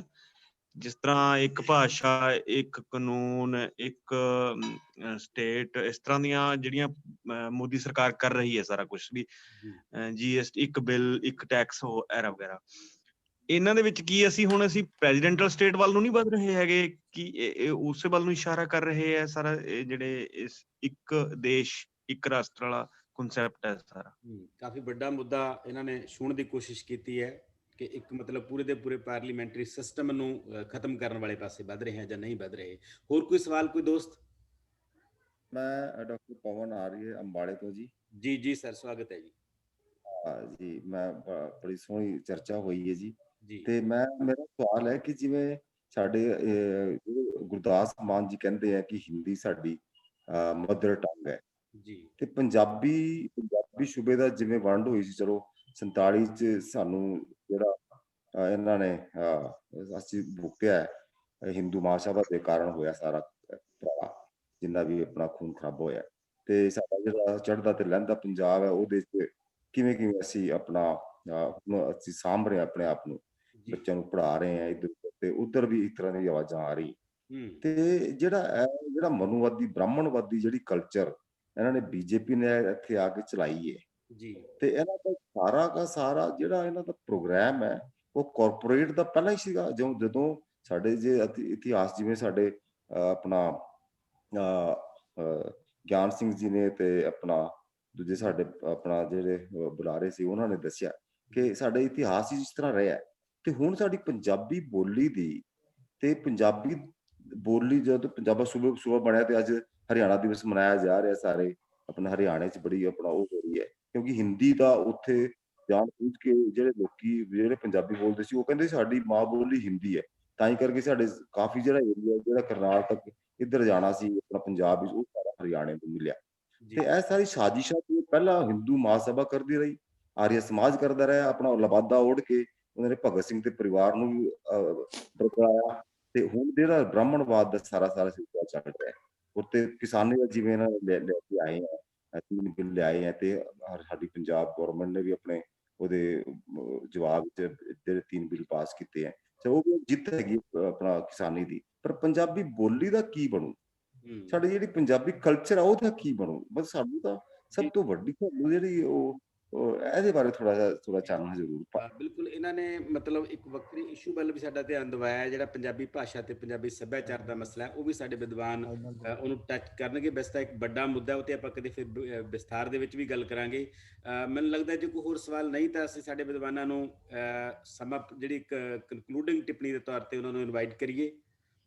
ਹਾਂਜੀ ਹਮੀਰ ਸਿੰਘ ਜੀ, ਪਹਿਲਾਂ ਅਸੀਂ ਤੁਹਾਨੂੰ ਬੇਨਤੀ ਕਰਦੇ ਹਾਂ ਕਿ ਤੁਸੀਂ ਇਹਨਾਂ ਸਾਰੇ ਸਵਾਲਾਂ ਦੇ ਪ੍ਰਸੰਗ ਦੇ ਵਿੱਚ ਕੋਈ ਸਾਂਝਾ ਜਵਾਬ ਕੀ ਦੇਣਾ ਚਾਹੋਗੇ? ਮੈਨੂੰ ਇਹ ਲੱਗਦਾ ਕਿ ਪਹਿਲਾਂ ਤਾਂ ਜਿਹੜਾ ਗਲੋਬਲਾਈਜੇਸ਼ਨ ਵਾਲਾ ਕੁਐਸਚਨ ਹੈ ਜੀ ਤੇ ਕਿ ਉਹਨੂੰ ਕਿਉਂ ਨਹੀਂ ਲੜਦੇ। ਇੱਕ ਨਾ ਟਰਮ ਹੈ ਯੂਐਨਓ ਦੀ, ਉਹ ਆਪਣੇ ਆਪ ਚ ਥਿੰਕ ਗਲੋਬਲੀ ਐਕਟ ਲੋਕਲੀ, ਸੋਚਣਾ ਗਲੋਬਲ ਲੈਵਲ ਤੇ ਚਾਹੀਦਾ ਪਰ ਐਕਟ ਉਹਨੇ ਉੱਥੇ ਉਹੀ ਕਰਨਾ ਹੈ ਜਿਹੜਾ ਉਹਦੇ ਨੇੜੇ ਦਿਖਦਾ ਗਲੋਬਲ ਰਿਪਰੈਜ਼ੈਂਟੇਟਿਵ। ਤੇ ਇੱਕ ਕਿਸਾਨ ਫਾਰਮਰ ਜਥੇਬੰਦੀਆਂ ਨੂੰ ਜਿਹੜਾ ਗਲੋਬਲ ਪੱਧਰ ਦਾ ਪ੍ਰਤੀ ਦਿਖੇਗਾ ਨੇੜੇ, ਉਹ ਉਹਦੇ ਖਿਲਾਫ ਹੀ ਕਰਨਗੀਆਂ ਨਾ ਜੀ। ਇੱਕ ਤਾਂ ਉਹਨਾਂ ਦਾ ਐਕਸ਼ਨ ਇਹ ਹੈ। ਦੂਜਾ, ਧਾਰਨਾ ਦੇ ਤੌਰ ਤੇ ਗਲੋਬਲਾਈਜੇਸ਼ਨ ਦਾ ਜਿਹੜਾ ਟ੍ਰੈਂਡ ਹੈ ਜਿਹਨੂੰ ਅਸੀਂ ਇਹ ਮਹਿਸੂਸ ਕਰਦੇ ਹਾਂ ਕਿ ਉਹ ਜਾਰੀ ਹੈ, ਉਹ ਨਹੀਂ ਹੈ ਜਾਰੀ, ਟੁੱਟ ਰਿਹਾ ਹੈ।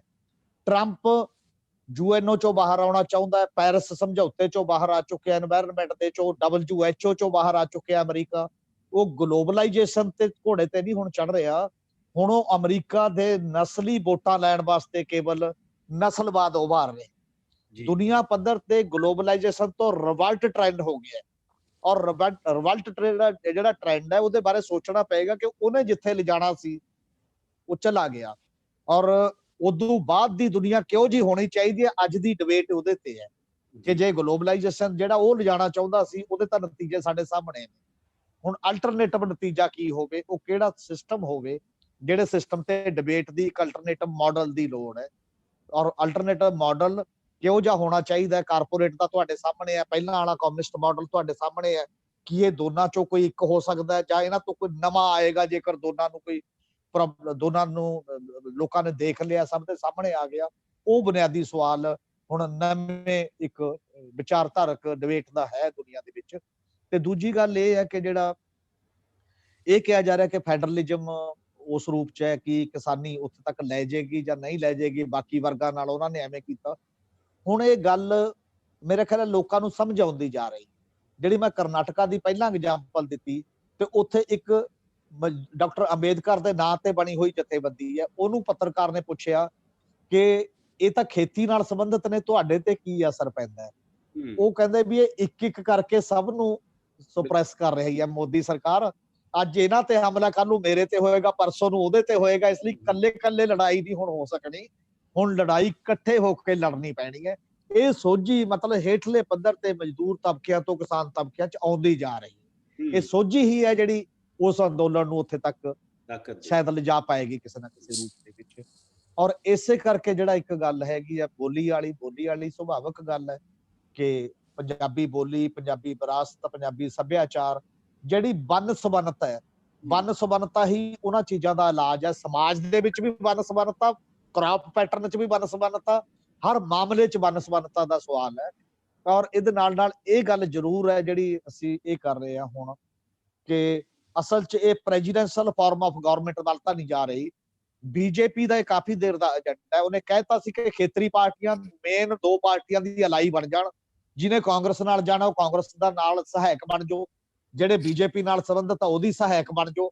ਇਹ ਸਹਾਇਕ ਬਣਨੇ ਹੀ ਸਾਰੀਆਂ ਖੇਤਰੀ ਪਾਰਟੀਆਂ ਦਾ ਜਾਨ ਕੱਢੀ ਹੈ ਅਸਲ ਚ ਹੁਣ ਤੱਕ। ਔਰ ਖੇਤਰੀ ਪਾਰਟੀਆਂ ਨੂੰ ਸਮਝ ਆਉਣੀ ਚਾਹੀਦੀ ਹੈ ਇਸ ਅੰਦੋਲਨ ਚੋਂ ਕਿ ਉਹਨਾਂ ਨਾਲ ਅਲਾਈ ਹੋ ਕੇ ਨਹੀਂ ਕੰਮ ਚੱਲਣਾ।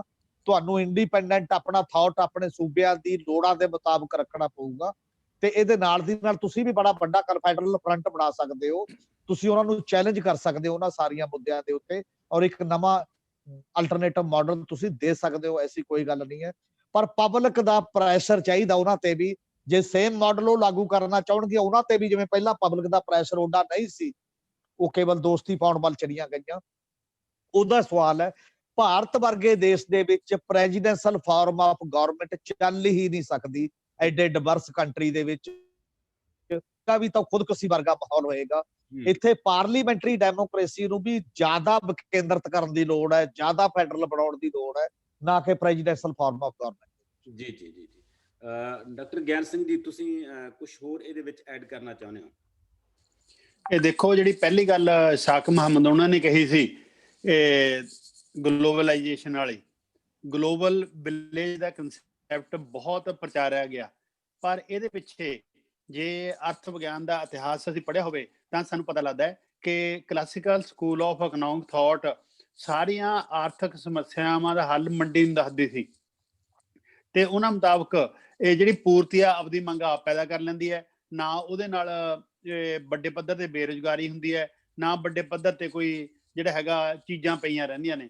ਪਰ ਉਹ 1929 ਤੋਂ 34 ਤੱਕ ਦੇ ਵੱਡੇ ਬੰਦੇ ਨੇ ਸਿੱਧ ਕਰਤਾ ਸੀ ਕਿ ਇਹ ਜਿਹੜੀ ਲੈਸਰ ਫੇਅਰ ਦੀ ਫਿਲਾਸਫੀ ਹੈ ਕਿ ਸਰਕਾਰ ਆਰਥਿਕ ਕਿਰਿਆਵਾਂ 'ਚ ਕੋਈ ਦਖਲ ਨਾ ਦੇਵੇ, ਮੰਡੀ ਆਪਣੀਆਂ ਸਮੱਸਿਆਵਾਂ ਆਪ ਹੱਲ ਕਰ ਲੂਗੀ, ਜਾਂ ਸਾਰੀਆਂ ਆਰਥਿਕ ਸਮੱਸਿਆਵਾਂ ਦਾ ਹੱਲ ਹੈ, ਉਹ ਝੂਠੀ ਸਿੱਧ ਹੋ ਗਈ ਸੀ। ਉਸ ਤੋਂ ਬਾਅਦ ਭਾਵੇਂ ਕੇਂਜ ਦੇ ਸੁਝਾਅ ਮੰਨ ਕੇ ਮਿਕਸਡ ਇਕਨੋਮੀਜ਼ ਹੋਣ ਚਾਹੀਆਂ, ਜਿਹਦੇ ਨਾਲ ਬਹੁਤ ਵੱਡੀ ਰਿਲੀਫ ਮਿਲੀ। ਸਾਡਾ ਜਨਤਕ ਖੇਤਰ ਵੀ ਅੱਗੇ ਆਇਆ ਤੇ ਪ੍ਰਾਈਵੇਟ ਖੇਤਰ ਦੇ ਨੱਥ ਵੀ ਪਾਈ ਗਈ। ਮੁੜ ਕੇ ਜਿਹੜਾ ਕੈਪੀਟਲਿਜ਼ਮ ਹੀ ਰੀਮਰਜ ਨਹੀਂ ਹੋਇਆ, ਸਗੋਂ ਉਹਦਾ ਵਿਗੜਿਆ ਹੋਇਆ ਰੂਪ ਕਾਰਪੋਰੇਟ ਵਰਲਡ ਸਾਡੇ ਸਾਹਮਣੇ ਆਇਆ, ਜਿਹਨੇ ਸਾਡਾ ਸੱਤਿਆਨਾਸ਼ ਕੀਤਾ। 2014 ਦੀਆਂ ਚੋਣਾਂ ਤੋਂ ਪਹਿਲਾਂ ਬੀਜੇਪੀ ਨੇ ਮਿਨੀਮਮ ਗਵਰਨਮੈਂਟ ਮੈਕਸਿਮਮ ਗਵਰਨੈਂਸ ਦੀ ਗੱਲ ਕੀਤੀ ਸੀ, ਉਹ ਕੁਝ ਵੀ ਨਹੀਂ ਸੀ, ਉਹ ਲੈਸਰ ਫੇਅਰ ਫਿਲਾਸਫੀ ਵਾਲੀ ਗੱਲ ਸੀ। ਪਰ ਜੇ ਹੁਣ ਦੇਖਿਆ ਜਾਵੇ, ਹੁਣ ਤਾਂ ਵੱਖ-ਵੱਖ ਦੇਸ਼ ਦੇ ਜਿਹੜੇ ਲੀਡਰ ਨੇ, ਹੁਕਮਰਾਨ ਨੇ, ਉਹਨਾਂ ਨੇ ਗਲੋਬਲਾਈਜੇਸ਼ਨ ਦਾ ਰੱਟ ਛੱਡ ਕੇ my country first, my people first ਉਧਰ ਨੂੰ ਆਉਣਾ ਸ਼ੁਰੂ ਕਰਤਾ ਹੈ। ਇਸ ਲਈ ਗਲੋਬਲਾਈਜੇਸ਼ਨ ਦੀ ਗੱਲ ਨਹੀਂ ਹੈਗੀ ਕਿ ਅਸੀਂ ਦੁਨੀਆ ਜਿਹੜਾ ਕੁਝ ਚੰਗਾ ਹੋ ਰਿਹਾ ਉਹਦੇ ਬਾਰੇ ਜਾਣਕਾਰੀ ਰੱਖੀਏ, ਪਰ ਗੱਲ ਤਾਂ ਜਿਹੜੀ ਹੈਗੀ ਸਾਡੀਆਂ ਸਮੱਸਿਆਵਾਂ ਅਸੀਂ ਹੱਲ ਕਰਨੀਆਂ ਨੇ। ਇਸ ਕਰਕੇ ਗਲੋਬਲਾਈਜੇਸ਼ਨ ਤੋਂ ਪਿੱਛੇ ਹਟਦੇ ਹੋਏ ਲੋਕ ਸੰਘਰਸ਼ਾਂ 'ਚ ਆ ਰਹੇ ਨੇ, ਉਹ ਜ਼ਿਆਦਾ ਵਧੀਆ ਹੈਗਾ। ਤੇ ਇੱਕ ਗੱਲ ਜਿਹੜੀ ਹੈਗੀ, ਕਿਸਾਨ ਕੀ ਸਾਰੀਆਂ ਸਮੱਸਿਆਵਾਂ ਦਾ ਹੱਲ ਕਰ ਲੈਣਗੇ? ਇਹ ਕਿਸਾਨ ਆਪਦੀਆਂ ਸਮੱਸਿਆਵਾਂ ਦਾ ਵੀ ਹੱਲ ਕਰਨਗੇ, ਦੂਜੀਆਂ ਸਮੱਸਿਆਵਾਂ 'ਚ ਸਹਾਈ ਹੋਣਗੇ। ਗੱਲ ਹੈ ਕਿ ਕਿਸਾਨਾਂ ਨੂੰ ਉਹਨਾਂ ਨਾਲ ਜੁੜੀਆਂ ਧਿਰਾਂ, ਖੇਤ ਮਜ਼ਦੂਰ, ਪੇਂਡੂ ਛੋਟੇ ਕਾਰੋਬਾਰ, ਜਿਹੜੇ ਖੇਤੀਬਾੜੀ ਆਰਥਿਕਤਾ ਦੀ ਪੌੜੀ ਦੇ ਥੱਲੇ ਵਾਲੇ 2 ਡੰਡੇ ਨੇ, ਘੱਸਦੇ ਵੀ ਜ਼ਿਆਦਾ, ਟੁੱਟਦੇ ਵੀ ਜ਼ਿਆਦਾ, ਜਿਹਨਾਂ ਨੂੰ ਠੁੱਡੇ ਵੀ ਜ਼ਿਆਦਾ ਮਾਰੇ ਜਾਂਦੇ ਆ, ਉਹਨਾਂ ਦਾ ਧਿਆਨ ਰੱਖਣਾ ਪਊਗਾ। ਉਸ ਤੋਂ ਬਿਨਾਂ ਬਾਕੀ ਦੇਸ਼ ਦੇ ਵਰਗਾਂ ਜਿਹੜੀਆਂ ਸਮੱਸਿਆਵਾਂ ਆਉਂਦੀਆਂ ਨੇ, ਉੱਥੇ ਹਾਂ ਦਾ ਨਾਰਾ ਵੀ ਮਾਰਨਾ ਪਊਗਾ, ਨਾਲ ਚੱਲਣਾ ਪਊਗਾ, ਤਾਂ ਇਹ ਸਮੱਸਿਆਵਾਂ ਹੱਲ ਹੋਣਗੀਆਂ। ਅਖੀਰਲੀ ਗੱਲ ਜਿਹੜੀ ਆਰੀਆ ਹੋਣਾ ਨੇ ਕਹੀ ਹੈ ਪੰਜਾਬੀ ਬੋਲੀ ਬਾਰੇ, ਉਹਦੇ ਬਾਰੇ ਮੈਨੂੰ ਇਹ ਲੱਗਦਾ ਹੈ ਕਿ ਪੰਜਾਬੀ ਯੂਨੀਵਰਸਿਟੀ ਪਟਿਆਲਾ ਮੇਰਾ ਪੜ੍ਹਾਉਣ ਦਾ ਲੰਬਾ ਤਜਰਬਾ ਹੈ। ਉੱਥੇ ਜ਼ਿਆਦਾ ਬੱਚੇ ਜਿਹੜੇ ਸਾਡੇ ਹੈਗੇ ਪਿੰਡਾਂ ਤੋਂ ਆਉਂਦੇ ਨੇ, ਤੇ ਸਾਡੇ 2 ਮੀਡੀਅਮ ਨੇ, ਇੰਗਲਿਸ਼ ਮੀਡੀਅਮ ਤੇ ਪੰਜਾਬੀ ਮੀਡੀਅਮ। ਜਿਹੜੇ ਬੱਚੇ ਪੰਜਾਬੀ ਮੀਡੀਅਮ ਵਾਲੇ ਨੇ, ਜਦੋਂ ਉਹ ਪੰਜਾਬੀ 'ਚ ਗੱਲ ਕਰਦੇ ਆ ਤਾਂ ਉਹਦਾ ਜਵਾਬ ਜੇ ਇੰਗਲਿਸ਼ 'ਚ ਦਈਏ ਤਾਂ ਉਹ ਬੇਤੁਕਾ ਲੱਗਦਾ ਹੈਗਾ, ਤੇ ਉਹਦਾ ਜਵਾਬ ਪੰਜਾਬੀ 'ਚ ਦਿੰਦੇ ਸੀ ਤੇ ਜਦੋਂ ਮੈਨੂੰ ਇਹ ਲੱਗਿਆ ਕਿ ਸਾਰਾ ਜਿਹੜਾ ਖੋਜ ਦਾ ਕੰਮ ਮੈਂ ਇੰਗਲਿਸ਼ 'ਚ ਕਰ ਰਿਹਾ ਉਹ ਤਾਂ ਮੇਰਾ ਲਾਇਬ੍ਰੇਰੀ ਤੱਕ ਜਾਂ ਕੁਝ ਸਕਾਲਰ ਤੱਕ ਲਿਮਟ ਹੋ ਰਿਹਾ ਹੈ। ਮੈਂ ਪੰਜਾਬੀ 'ਚ ਲਿਖਣਾ ਸ਼ੁਰੂ ਕੀਤਾ ਤੇ ਮੈਂ ਇਹ ਦੇਖਿਆ ਕਿ ਜਿਹੜੇ ਲੋਕ ਇਹ ਮਤਲਬ ਪ੍ਰਚਾਰ ਕਰਦੇ ਸੀ ਕਿ ਪੰਜਾਬੀ 'ਚ ਪੜ੍ਹਾਉਂਦੇ ਨੇ, ਪੰਜਾਬੀ 'ਚ ਗੱਲ ਕਰਦੇ ਨੇ, ਉਹ ਲੋਕ ਵੀ ਮੁੜ ਕੇ ਇੱਧਰ ਨੂੰ ਆਉਣ ਲੱਗ ਗਏ ਕਿ ਪੰਜਾਬੀ ਵੱਲ ਨੂੰ। ਪੰਜਾਬੀ ਦਾ ਤਾਂ ਰੌਲਾ ਇਹ ਹੈ ਕਿ ਅਸੀਂ ਕਦੋਂ ਜਾਗਦੇ ਹਾਂ ਤੇ ਕਿੰਨੀ ਕੁ ਹਿੰਮਤ ਕਰਦੇ ਹਾਂ ਤੇ ਉਹ 'ਚ ਕਿੰਨਾ ਕੰਮ ਕਰਦੇ ਹਾਂ।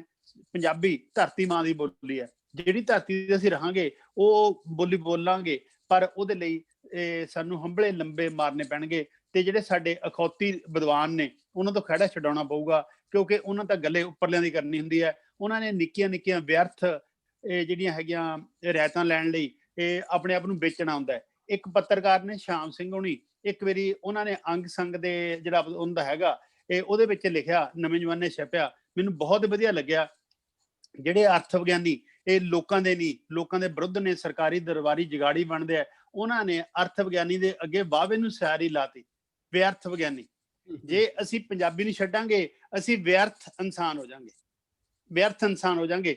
ਇਹ ਸਾਡੀ ਮਾਤ ਭਾਸ਼ਾ ਹੈਗੀ, ਇਸ ਲਈ ਮੈਂ ਆਰੀਆ ਉਹਨਾਂ ਨਾਲ ਸਹਿਮਤ ਹੈ ਕਿ ਸਾਨੂੰ ਸਾਰੇ ਜਿਹੜੇ ਛੋਟੇ ਛੋਟੇ ਗੱਲਾਂ ਨੇ, ਘਿਨਾਉਣੀਆਂ ਗੱਲਾਂ ਨੇ, ਉਹਨੂੰ ਛੱਡ ਕੇ ਆਪਦੀ ਮਾਂ ਬੋਲੀ ਵੱਲ ਆਉਣਾ ਚਾਹੀਦਾ ਹੈ। ਜਿਹੜੇ ਸਾਡੇ ਵਿਅਰਥ ਲੋਕ ਨੇ ਉਹਦਾ ਵੀ ਖੜਾ ਛੱਡਣਾ ਚਾਹੀਦਾ। ਉਈਓ ਨਹੀਂ ਉਹਨਾਂ ਨੂੰ ਮੋਢਿਆਂ ਤੇ ਬਿਠਾ ਕੇ ਝਮਲਾਉਣਾ ਚਾਹੀਦਾ, ਉਹ ਤਾਂ ਪਹਿਲਾਂ ਹੀ ਬਹੁਤ ਚਾਮਲੇ ਹੁੰਦੇ, ਸਗੋਂ ਉਹਨਾਂ ਨੂੰ ਠੀਕ ਥਾਂ ਤੇ ਲਿਆ ਕੇ ਉਹਨਾਂ ਨੂੰ ਵੀ ਲੋਕਾਂ ਦੇ ਵਿੱਚ ਰਲਾ ਦੇਣਾ ਚਾਹੀਦਾ ਹੈ। ਜੀ ਜੀ ਜੀ ਦੋਸਤੋ, ਅੱਜ ਦੀ ਸਾਰੀ ਡਿਬੇਟ ਦੇ ਵਿੱਚੋਂ ਚਾਹੇ ਮੁੱਦਾ ਭਾਸ਼ਾ ਦਾ ਹੈ, ਚਾਹੇ ਮੁੱਦਾ ਸੱਭਿਆਚਾਰ ਦਾ ਹੈ, ਚਾਹੇ ਮੁੱਦਾ ਆਰਥਿਕਤਾ ਦਾ ਹੈ, ਚਾਹੇ ਮੁੱਦਾ ਕਿਸਾਨੀ ਦਾ ਹੈ, ਚਾਹੇ ਮੁੱਦਾ ਕਿਰਤੀਆਂ ਦੇ ਮਸਲਿਆਂ ਦਾ ਹੈ, ਇਹ ਸਾਰੇ ਦੇ ਵਿੱਚੋਂ ਇੱਕ ਗੱਲ ਨਿਕਲਦੀ ਹੈ ਕਿ ਹੌਲੀ ਹੌਲੀ ਹੌਲੀ ਹੌਲੀ ਜਿਹੜੀ ਵੰਨ ਸੁਵੰਨਤਾ ਉਹਨੂੰ ਖਤਮ ਕੀਤਾ ਜਾ ਰਿਹਾ ਹੈ।